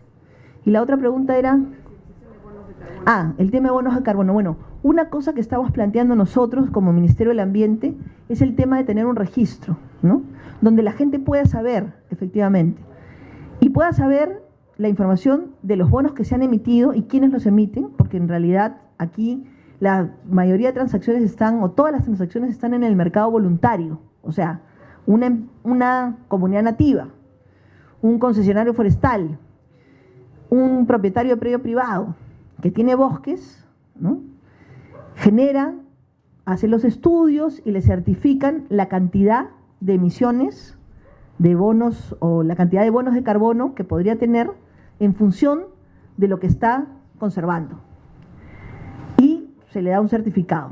Y ese certificado lo negocia, pero lo negocia en un mercado voluntario.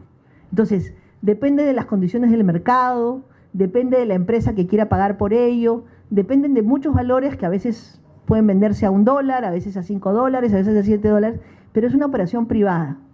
Si bien es una operación privada, nosotros sí creemos como Estado, porque esos recursos finalmente son los forestales, patrimonio de todos los peruanos, que deberíamos tener por lo menos un registro.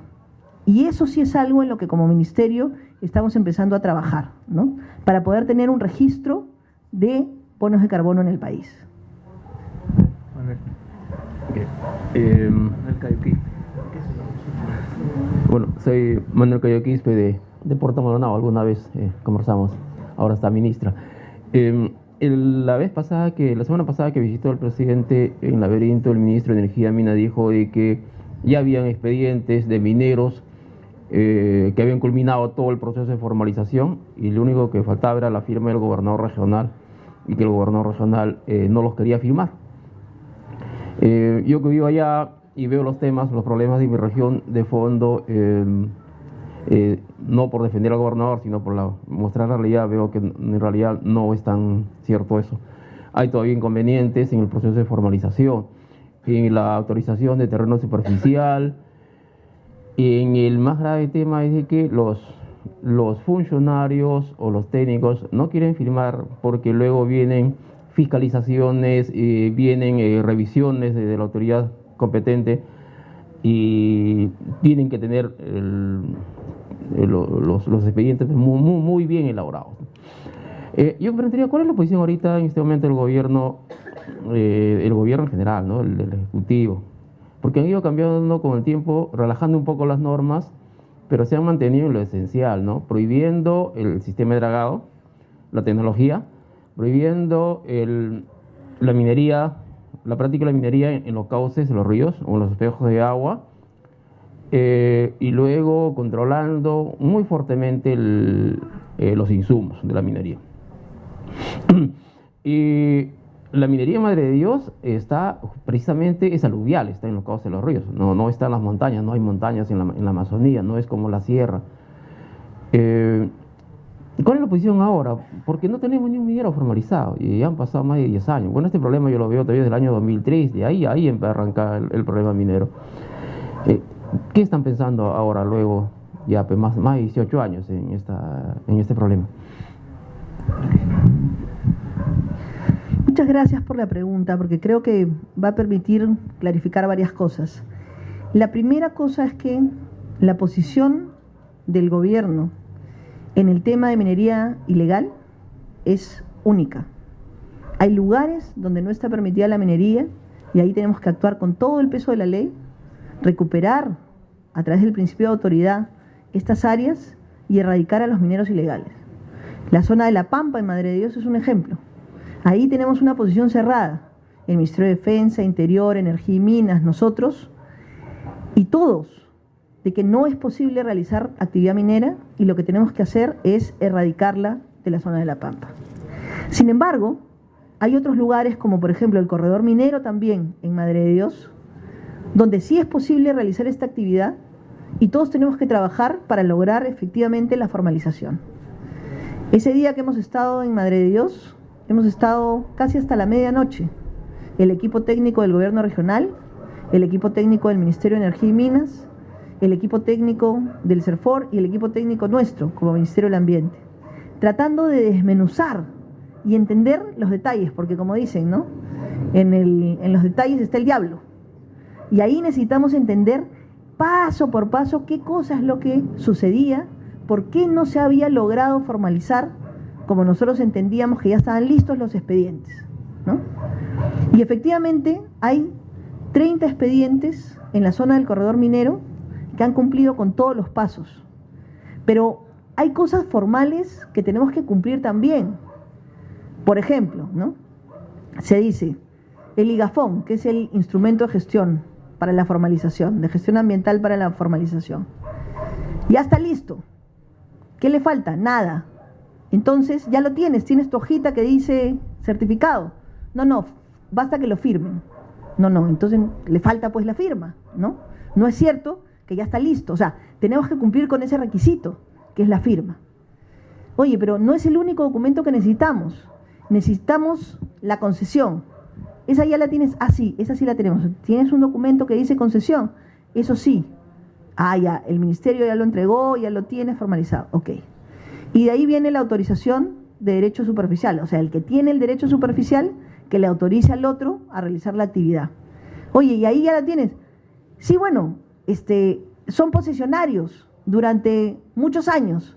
Ya, pero eres posesionario, entonces no tienes un título que te avale, ¿no? No, pero yo estoy ahí hace 20 años, hace 30 años. Sí, pues, pero tienes que tener la formalidad de tener o tu título o la autorización del derecho superficial. Entonces, es cierto que sí hay expedientes que han cumplido todo el proceso y que están listos, pero que les faltan esos pequeños detalles y que cada uno, si no nos juntamos todos, y por eso nuevamente el tema del diálogo es tan importante, si no nos juntamos todos los actores y empezamos a desmenuzar los detalles, no vamos a poder cumplir. Ahora ya estamos todos articulados. Entonces, ya el CERFOR tenía que pasarle el documento al otro, el otro tenía que pasar la carta y el otro hacer la consulta. Ya estamos en ese periplo. Pero lo cierto es que necesitamos trabajar juntos y formalizar aquellos que sí son formalizables. Y una cosa que a mí me gustaría mucho clarificar es, el corredor minero está determinado así sobre un área superficial de terreno. En el corredor minero estamos hablando de una minería que se está haciendo sobre el terreno. No estamos ahí hablando de una minería que necesariamente se hace sobre el cuerpo de agua, sino sobre terreno. Y ese es el tipo de minería en este momento que necesitamos formalizar.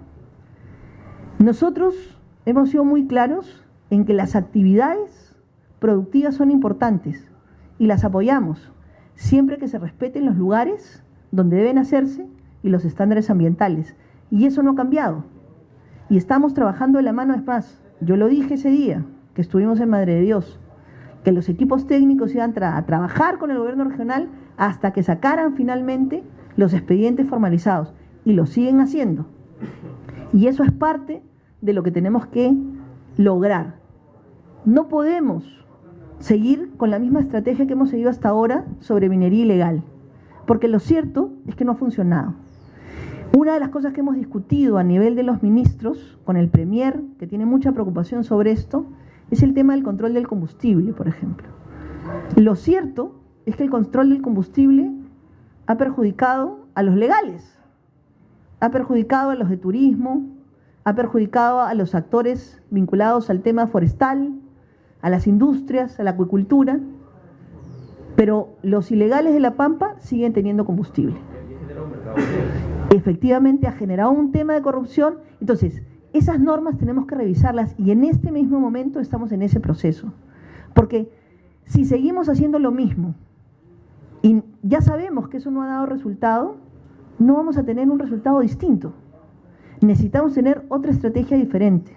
Somos 8 los ministerios que estamos involucrados en diseñar este trabajo. Tenemos 4 subgrupos de trabajo. Uno está vinculado al tema de formalización, el otro está vinculado al tema de las actividades de interdicción, el otro está vinculado a las actividades productivas, porque una vez que saquemos a la gente de La Pampa, por ejemplo, ¿qué se va a hacer ahí? Se tiene que recuperar esas áreas y se pueden hacer plantaciones forestales, se pueden hacer varias actividades. Pero también necesitamos que la gente que deje la actividad ilegal se inserte en alguna actividad económica productiva. Entonces, para eso tenemos que fortalecer los castañeros, el ecoturismo, las diferentes otras actividades productivas, la agricultura. Pero no puede ser una agricultura que crezca a costa del bosque. Tiene que ser una agricultura inteligente, tiene que ser una agricultura baja en emisiones, tiene que ser una agricultura que permita saber que estamos teniendo mayor rendimiento, pero no a costa de más área, sino a costa de ser más productivos en el área que tenemos. Hay zonas en nuestro país, y Madre de Dios no deja de ser una de ellas. Por ejemplo, el promedio de árboles de castaña por hectárea en Madre de Dios es menos de un árbol por hectárea en las concesiones castañeras. Yo conversaba en mi estadía con el representante de las comunidades castañeras, de los pequeños productores castañeros y también de la asociación, ¿no? Y una cosa que les decía es, oye, ¿por qué no vamos a 40 árboles por hectárea? O sea, con un árbol por hectárea nadie puede sobrevivir, educar a sus hijos, generar valor. Pero si tuviéramos 40 árboles por hectárea, sí podríamos. Y yo les pregunté ahí si conocían al señor que le dicen Chico Méndez, que tiene un extraordinario ejemplo de un sistema de gestión del territorio donde ha hecho reforestación. Él tiene 40 árboles por hectárea de castaña en donde ha reforestado. Tiene reforestación, tiene plantaciones de copazú, tiene un montón de productos. Y no conocían esa experiencia. Entonces ahí también necesitamos información, necesitamos difundir el trabajo que se está haciendo. Yo desde Lima he ido a ver la experiencia y los que están en Madre de Dios no la conocen. Eso es parte también de lo que tenemos que corregir. A veces no queremos ir al del costado porque no, yo quiero lo de fuera. Y no es cierto. Ya hay experiencias exitosas que podemos recuperar. Y eso es parte de lo que estamos trabajando también como Ministerio del Ambiente. A ver, faltan 4. Sí, buenas tardes. Sí, está bien, voy a ser un poco más breve. Señora Ministra, le saluda Marlene García desde la ciudad de Ica del programa Prensa Regional. Ica tiene muchos problemas, como la mayoría de nuestros compañeros, aquí comunicadores, ha señalado. El problema del manejo de residuos sólidos es muy latente. El problema del agua también. ¿Ya? ¿Usted considera que desde su ministerio puedan tomar medidas más drásticas para poder de una u otra forma hacer que los gobernantes locales y el gobierno regional puedan adoptar medidas ya que puedan solucionar de una u otra forma estos graves problemas? Y por lo otro, Hay en Ica un bosque denominado Golda Meir, no sé si usted tiene conocimiento de ello.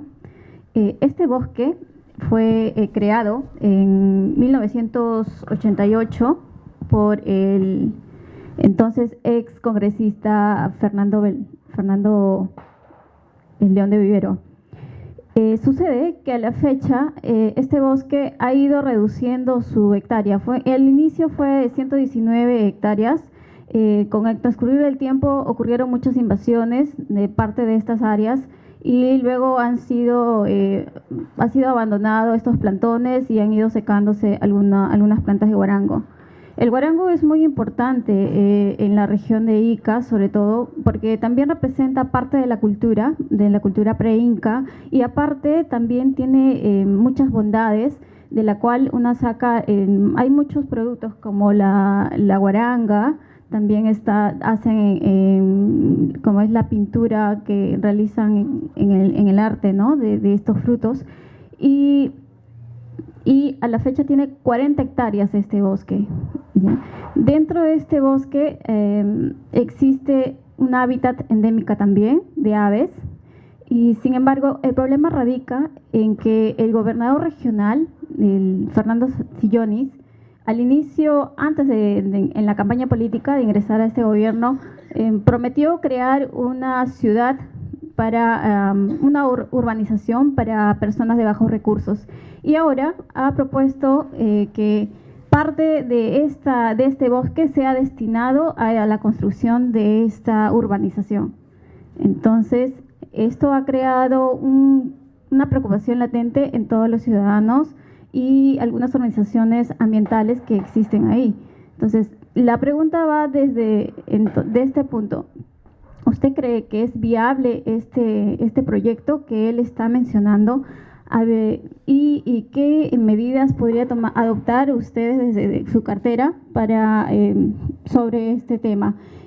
Sabiendo que en Ica existen otras extensiones o lugares donde podría ser viable la construcción de estas viviendas de bajo costo, como señala el gobernador. En ese sentido va mi pregunta. A ver, Ica efectivamente no es ajena a los problemas ambientales, ¿no?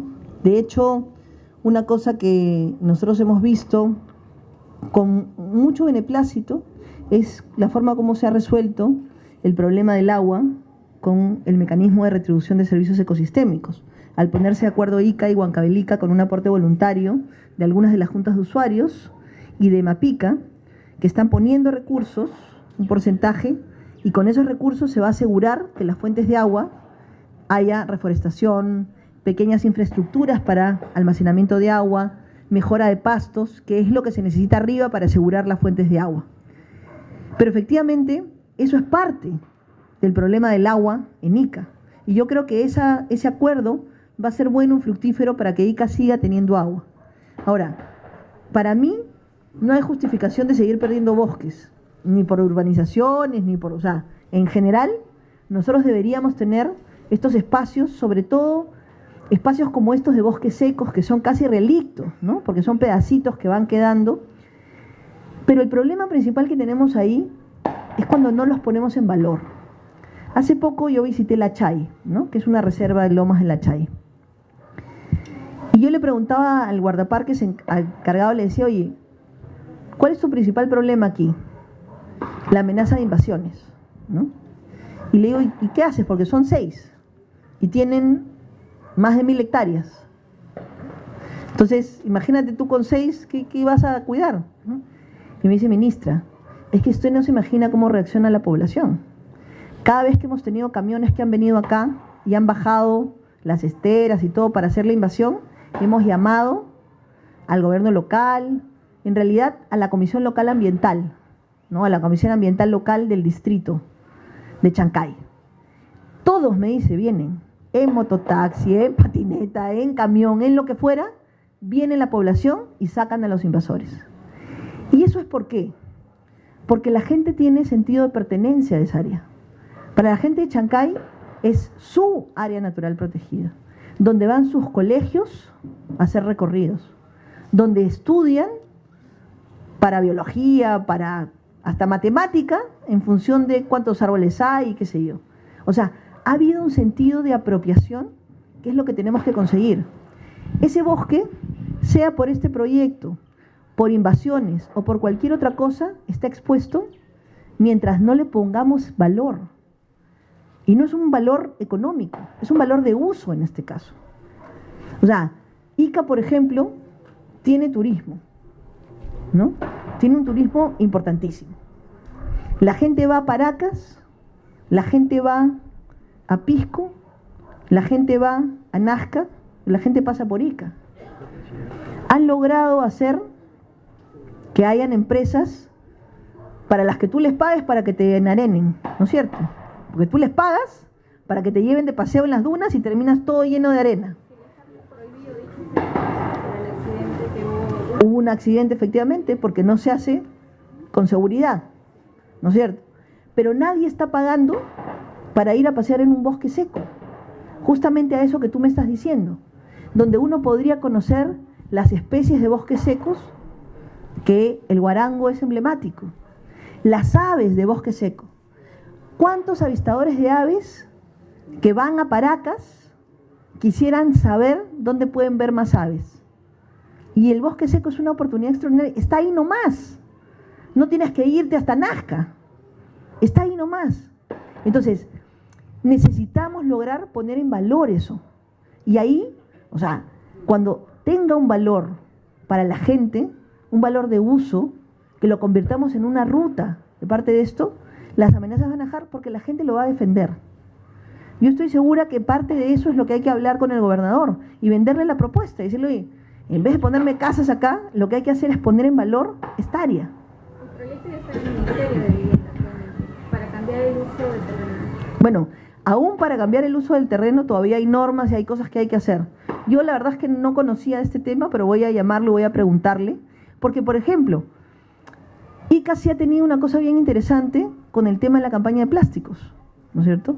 Y está reduciendo el tema del consumo de plástico, está promoviendo la reducción. Entonces, si tiene la sensibilidad para hacer eso, estoy segura que va a tener la sensibilidad para escucharme y conversar acerca. Voy a averiguar, no conozco el tema del proyecto, pero sí me interesa saber qué pasa, o sea, qué está ahí atrás, ¿no? Y reducir, claro, reducir la hectárea a la mitad. Ok, a ver.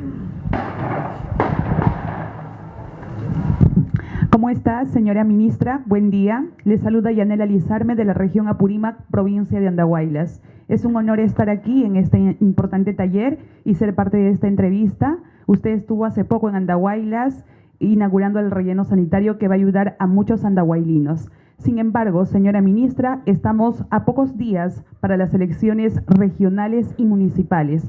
Desde el Ministerio del Ambiente, ¿de qué manera se va a orientar a los nuevos alcaldes, a las nuevas autoridades? Otro punto importante de resaltar es, señora ministra, en la provincia de Andahuaylas, y también iba conversando con los colegas, nos indican que se tiene organizaciones, jóvenes voluntarios que están trabajando con respecto al tema del medio ambiente. Desde el Ministerio del Ambiente no se podría de repente ayudar a esos jóvenes que están trabajando. En la Andahuaylas tenemos la red Intercorum, que está realizando muy buenos trabajos. Hace poco han realizado el Festival de las Cometas, realizan bicicleteadas. ¿No se podría coordinar con esas organizaciones, fortalecer esas organizaciones y trabajar de la mano, ¿no? Que es muy importante, que en muchas ocasiones pasan de manera desapercibida. Muchas gracias.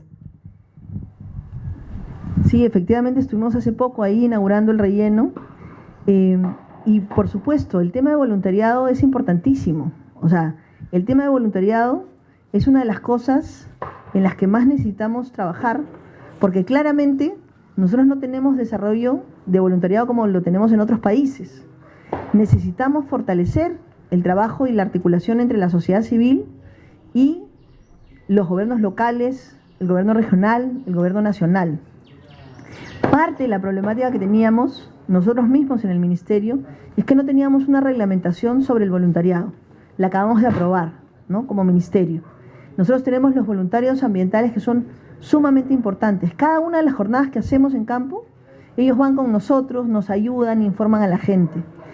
Y eso es parte de lo que tenemos que fortalecer, así que sí, es perfectamente posible coordinar. De hecho, yo acabo de estar el fin de semana pasado en Moyobamba, participando del segundo foro de la bicicleta.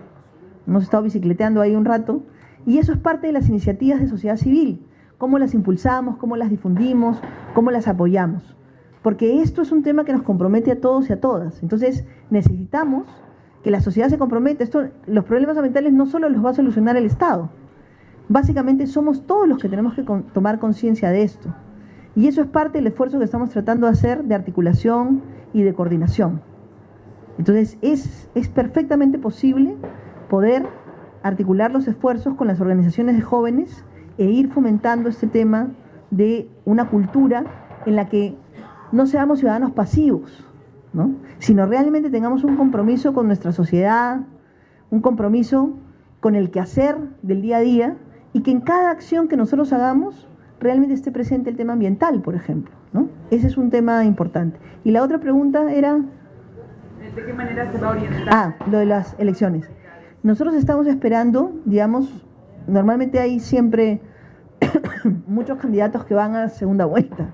Entonces, en ese caso, estamos preparando como el manual del buen alcalde en los temas ambientales, ¿no? Entonces, para que apenas estén las autoridades elegidas, ¿no?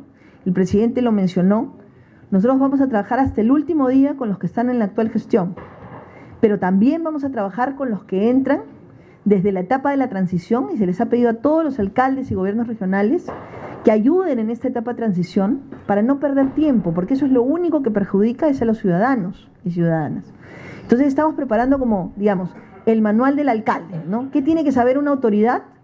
¿Qué tiene que tener? Por ejemplo, su comisión ambiental local, ¿no? El manejo de residuos sólidos es su responsabilidad, y darle la información de línea de base. Yo le he pedido, para darles un ejemplo, a la Dirección de Residuos Sólidos nuestra, ¿no? A diciembre tiene que tener un file por cada distrito del Perú para saber exactamente en qué está la gestión de residuos y cuál es el tipo de gestión que les debería tocar, si es mecanizada, semimecanizada, manual o lo que fuera. Cosa que el alcalde entra y yo le puedo proveer información. Lo mismo con la estadística de deforestación. El Programa Nacional de Conservación de Bosques ha ganado un premio justamente por la apertura de datos sobre el tema de deforestación. Lo mismo le vamos a dar a cada alcalde, la estadística de la deforestación de su distrito, y decirle cuáles son las medidas que puede tomar para ayudar a reducir la deforestación y las oportunidades que tiene para poner en valor su biodiversidad, su capital natural. Entonces, esperamos que ya ningún alcalde pueda decir yo no sabía, ¿no? Yo no tenía idea, no sabía que era mi competencia. Todos van a estar informados, y eso es parte del aporte que tenemos como Ministerio del Ambiente a tratar de mejorar la gestión en los gobiernos locales. Una penúltima pregunta. Buenas tardes, ministra. Raquel Gallo de Radio 1 y 1 TV de Tacna. La pregunta es, quería saber cuáles son las propuestas que tiene el MINAN respecto a las propuestas de adaptación del cambio climático para la región Tacna y para el sur del país, porque esto es a raíz de que el gobierno regional tiene un instructivo de cambio climático, sin embargo no lo está ejecutando. Y bueno, en la región casi no se trata este tema. Quería saber si es que de parte del MINAN se está haciendo algún seguimiento respecto a esto. A ver, yo diría que la primera cosa, ¿no?, es que Tacna es una región que tiene problemas serios de agua. Además, es una región donde mucha gente piensa, cuando mira el desierto que hay, que acá no hay nada. Pero existen los tilanciales, existe fauna silvestre que depende de esos espacios. Entonces no es tan cierto que uno mira el desierto y no hay nada, ¿no? Y eso es parte de lo que tenemos que entender, que tenemos ecosistemas diversos. Pero Tacna también tiene, por ejemplo, en la zona alta, una extraordinaria producción de orégano, ¿no? Y lo que va a pasar, si no hacemos nada, es que con el cambio climático las temperaturas van a empezar a variar. Y ahí un rol fundamental es cómo nos adaptamos a estos cambios que existen. Cómo la agricultura tiene que ser más eficiente en el uso del agua, tiene que ser más eficiente en el uso de las semillas adecuadas, porque si no, son los productores los que se van a afectar. Entonces, sí hay, digamos, cosas que hacer, Y es cierto que lo que tenemos que hacer es tener mayor comunicación con los gobiernos regionales y los gobiernos locales para que cumplan aquellas cosas que tienen como compromisos. Gracias al dato que usted me da, voy a comunicarme con el gobernador de Tacna y mirar, ok, ¿qué está pasando? De repente hay algo que no se está haciendo, que está trabado. Siempre, como se dice, ¿no? Cuando uno le echa un ojito, la cosa camina más rápido. Entonces, creo que sí es importante mirar porque tienen efectivamente definidas una serie de acciones que Tacna puede realizar. Y la idea es empezar a ejecutarlas porque la afectación va a ser a los pobladores. Entonces necesitamos articular el esfuerzo entre gobierno nacional, gobierno regional y gobierno local. Y ahora también que viene una nueva gestión, parte de las cosas que tenemos que lograr es que en los presupuestos participativos se incorporen acciones de fortalecimiento de capacidades, acciones de gestión de residuos, por ejemplo, las que hemos mencionado, que son en lugares pequeños, que no cuestan tantos recursos. Los presupuestos participativos son claves para eso. Incorporar acciones de adaptación al cambio climático se puede hacer a través de esto. Pero si la gente no tiene la información, no tiene posibilidad de ponerlo en su presupuesto. Por eso es que un rol importantísimo es conocer cuáles son las opciones que tenemos y las alternativas. Lincoln de Huánuco. Gracias, Manuel. Señora ministra, muy buenas tardes. En Huánuco se ha iniciado hace muchos años atrás el proyecto del relleno sanitario. Surgió de un conflicto social. La población donde se arrojaba la basura cerró la única carretera de acceso. La autoridad entonces consiguió terrenos en una zona agrícola, las ha comprado con la promesa de 10 meses tener el relleno sanitario. Ya han pasado 6, 7 años, estamos en ese proyecto y todavía no hay signos de iniciar el proyecto, la obra en sí, y el terreno que se compró con esas metas y las metas previas están a punto de culminar. O sea, no vas a quedar sin terreno y no vas a tener otro espacio. Es más, el proyecto, el perfil está sobre ese terreno. Entonces, el riesgo que corre esto, si en el ministerio ya tiene un plazo previsto para esta obra. Y el otro es el trámite para declarar en zona de protección, zona de reserva, el bosque montano de Carpish, una área con riqueza natural y forestal, y la presencia el trámite está, y ahora en agosto ya apareció otra concesión minera. Entonces si se puede plantear una medida cautelar que mientras demore el largo proceso que lleva a declarar una zona protegida, no se sigan otorgando concesiones, porque esto va a ser un trámite interminable, ¿no? Porque lo que se avance, aparece otra concesión minera y otra concesión minera y volvemos a foja cero de tiempo en tiempo. Y el otro sistema es en el control de los aprovechamientos de bosques, de la extracción de madera, a propósito de un incidente con transportistas y madereros, y ellos decían, ¿y por qué el ministerio o la autoridad forestal no hace como la superintendencia de Banca y Seguros y publica en la web quiénes están autorizados a vendernos madera, y hay un control más efectivo? Resulta que en este caso compraron la madera con la autorización de Serfor, pero cuando estaban en transporte, Serfor fue a hacer la inspección y descubrió que quien supuestamente había hecho el trámite para autorizar la extracción no era la comunidad, sino alguien que habría usurpado identidad. Entonces, acá viene la pregunta, ¿no? O sea, yo voy, pido autorización y me dan en el papel y nadie verificó si existía, si yo era el dueño del bosque. ¿Y eso? O sea, es una deficiencia del sistema. Muchas gracias. Gracias. A ver, empezando por lo primero que plantea.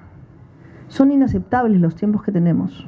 O sea, claramente el caso de este relleno sanitario no es el único.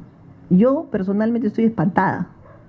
Cuando entré al ministerio, una de las cosas que vimos era el tema de residuos, ¿no? Entonces empecé a viajar y empecé a conversar con los actores, y el caso que yo me encontré, y lo he mencionado, es el de Chachapoyas, ¿no? Hablé con el alcalde y el alcalde me dice: ministra, muy parecido probablemente. Cuando yo empecé en este tema del proyecto, conseguimos un terreno, pusimos el terreno, y yo sabía que no lo iba a ver en mi primer periodo, porque en 4 años probablemente no se iba a terminar, ¿no? Lo que nunca me imaginé es que estoy terminando mi segundo periodo y ni siquiera tenemos el expediente técnico aprobado. Eso es inaceptable. Hay un montón de razones y me explican y cosas, no sé qué, pero para mí es inaceptable. Y en lo que estamos ahora, igual que en el caso de Huánuco, igual que Chachapoyas y varios otros, es, ¿sabes qué? ¿Cómo desentrampamos esto? Porque lo que no podemos seguir permitiendo es que teniendo terreno, teniendo el financiamiento, por el que el Estado además paga recursos, porque no es plata gratis, es un préstamo, nos demoremos tanto tiempo. No, que el papel, que no sé qué, no hay discusión, ¿no? Y nosotros sí esperamos, de hecho yo personalmente he conversado con la gente del YAICA y del BIT, que es dentro del programa de 31 rellenos sanitarios que tenemos, para desentrampar esto. Me dicen: no, vamos a terminar el último proyecto en el 2022. ¡Están locos! Tenemos 12 años con ese proyecto. Necesitamos terminarlo ya. Entonces, sí, ahí estamos haciendo un esfuerzo mayor para desentrampar lo que tengamos que hacer. Y ojalá empezar la construcción de toditos los rellenos el próximo año. Eso es lo que yo esperaría, ¿no? Poder desentrampar este año, y algunos ya los estamos empezando ahora, ¿no? De hecho, yo acabo de estar en la primera piedra del relleno de Tarapoto. Pero todavía hay algunas cosas ahí que estamos viendo cómo resolver. Pero sí, o sea, tengo conocimiento de que este es uno de los principales problemas y no hay razón que justifique el que nos demoremos tanto. Lo mismo pasa con la creación de áreas protegidas, ¿no? Y no solo áreas protegidas, también con el otorgamiento de concesiones de ecoturismo, de conservación, forestales, o sea, de diferentes tipos. Y ahí el Estado tiene que hacer un esfuerzo por entender que no estás hablando de papeles, estás hablando de gente, ¿no? Carpich es un sitio maravilloso. Yo he cruzado el túnel de Carpich en varias oportunidades y realmente es increíble, ¿no? O sea, es increíble, uno parece que estuviera en otro país. Y es parte de lo que tenemos que ser conscientes, ¿no? Y ahí estamos tratando de ver cómo mejoramos los procesos, los procedimientos que tenemos, cómo logramos hacer además compatibles las actividades que se puedan hacer, porque yo sí creo que es posible hacer ciertas actividades y ciertas otras perfectamente bien si planificamos el territorio, ¿no? Okay, gracias. Acá el último. Ministra, ¿cómo está? Buenas tardes. Cristian Pérez, vengo de la ciudad de Iquitos, capital de la región Loreto, laboro en la radio La Voz de la Selva. 2 preguntas esenciales. Hoy en día se está presentando en estos últimos años derrame de petróleos. Y hoy, sin embargo, hay 2 federaciones, tanto las 4 cuencas como 5 cuencas, vienen protestando. ¿Qué hacer frente a la ausencia del Estado? Ellos reclaman, no hay presencia del Estado. Incluso están queriendo varias reuniones, viniendo hasta acá, hasta la capital, incluso esperando también en las comunidades. Ellos reclaman no la presencia del Estado frente a varias contaminaciones de petróleo. Y sobre el tema también de la línea de transmisión, Iquitos-Moyobamba, varias organizaciones indígenas manifestaban que ese es un problema con el cambio climático. Y hoy en día el Loreto espera esta línea de transmisión para el bienestar de toda la población. Miren,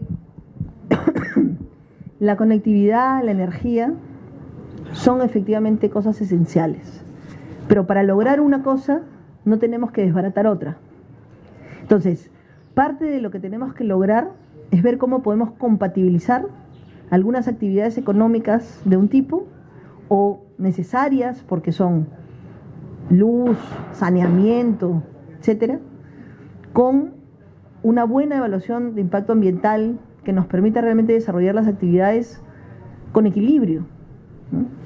En el caso de Iquitos, uno de los principales problemas que tenemos efectivamente es el tema de residuos. Hoy día que hemos estado con unos empresarios, me decían que ya han logrado el financiamiento para un proyecto que logre procesar todo el plástico que se acumula en Iquitos, que también tiene mucho turismo y mucha generación que viene de fuera en los residuos, porque vienen llenos y se quedan ahí porque no hay cómo sacarlos. Y entonces una cosa interesante es que este proyecto Es una tecnología que se llama pirólisis inversa, que logra procesar todo el plástico y generar energía. No creo que solucione el problema de energía que tiene Iquitos, pero por lo menos estamos buscando alternativas de energías limpias, ¿no? Y una cosa muy importante ahí es que sí tenemos que buscar una alternativa para que la energía llegue bien, pero no podemos tener un impacto ambiental cuando comparamos, el costo-beneficio es mayor costo que el beneficio. Eso es parte de lo que justamente como ministerio tenemos que cuidar.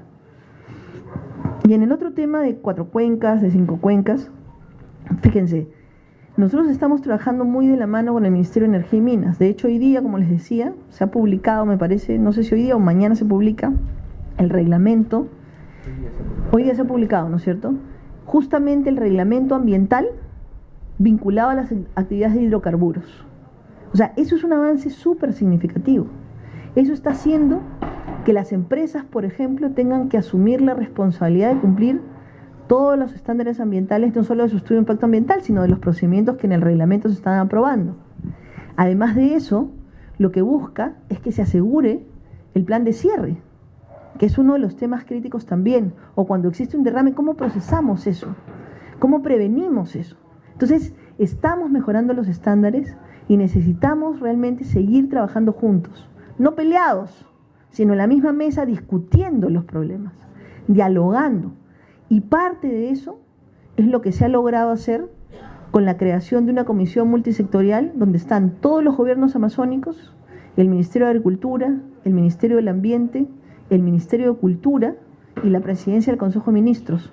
Y básicamente esta propuesta lo que busca es tener una visión integral para la Amazonía, donde podamos resolver los grandes problemas que tiene la Amazonía.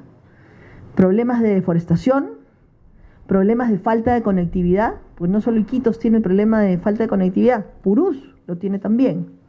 Tenemos problemas de varios tipos, pero la Amazonía es un territorio con características tan particulares que también tiene que tener soluciones particulares. Entonces, lo que estamos tratando de hacer es tener esta visión de conjunto para planificar cuál es el futuro, cuál es la gestión, pero juntos. Gobierno nacional, gobierno regional, mirando el territorio y gestionando juntos.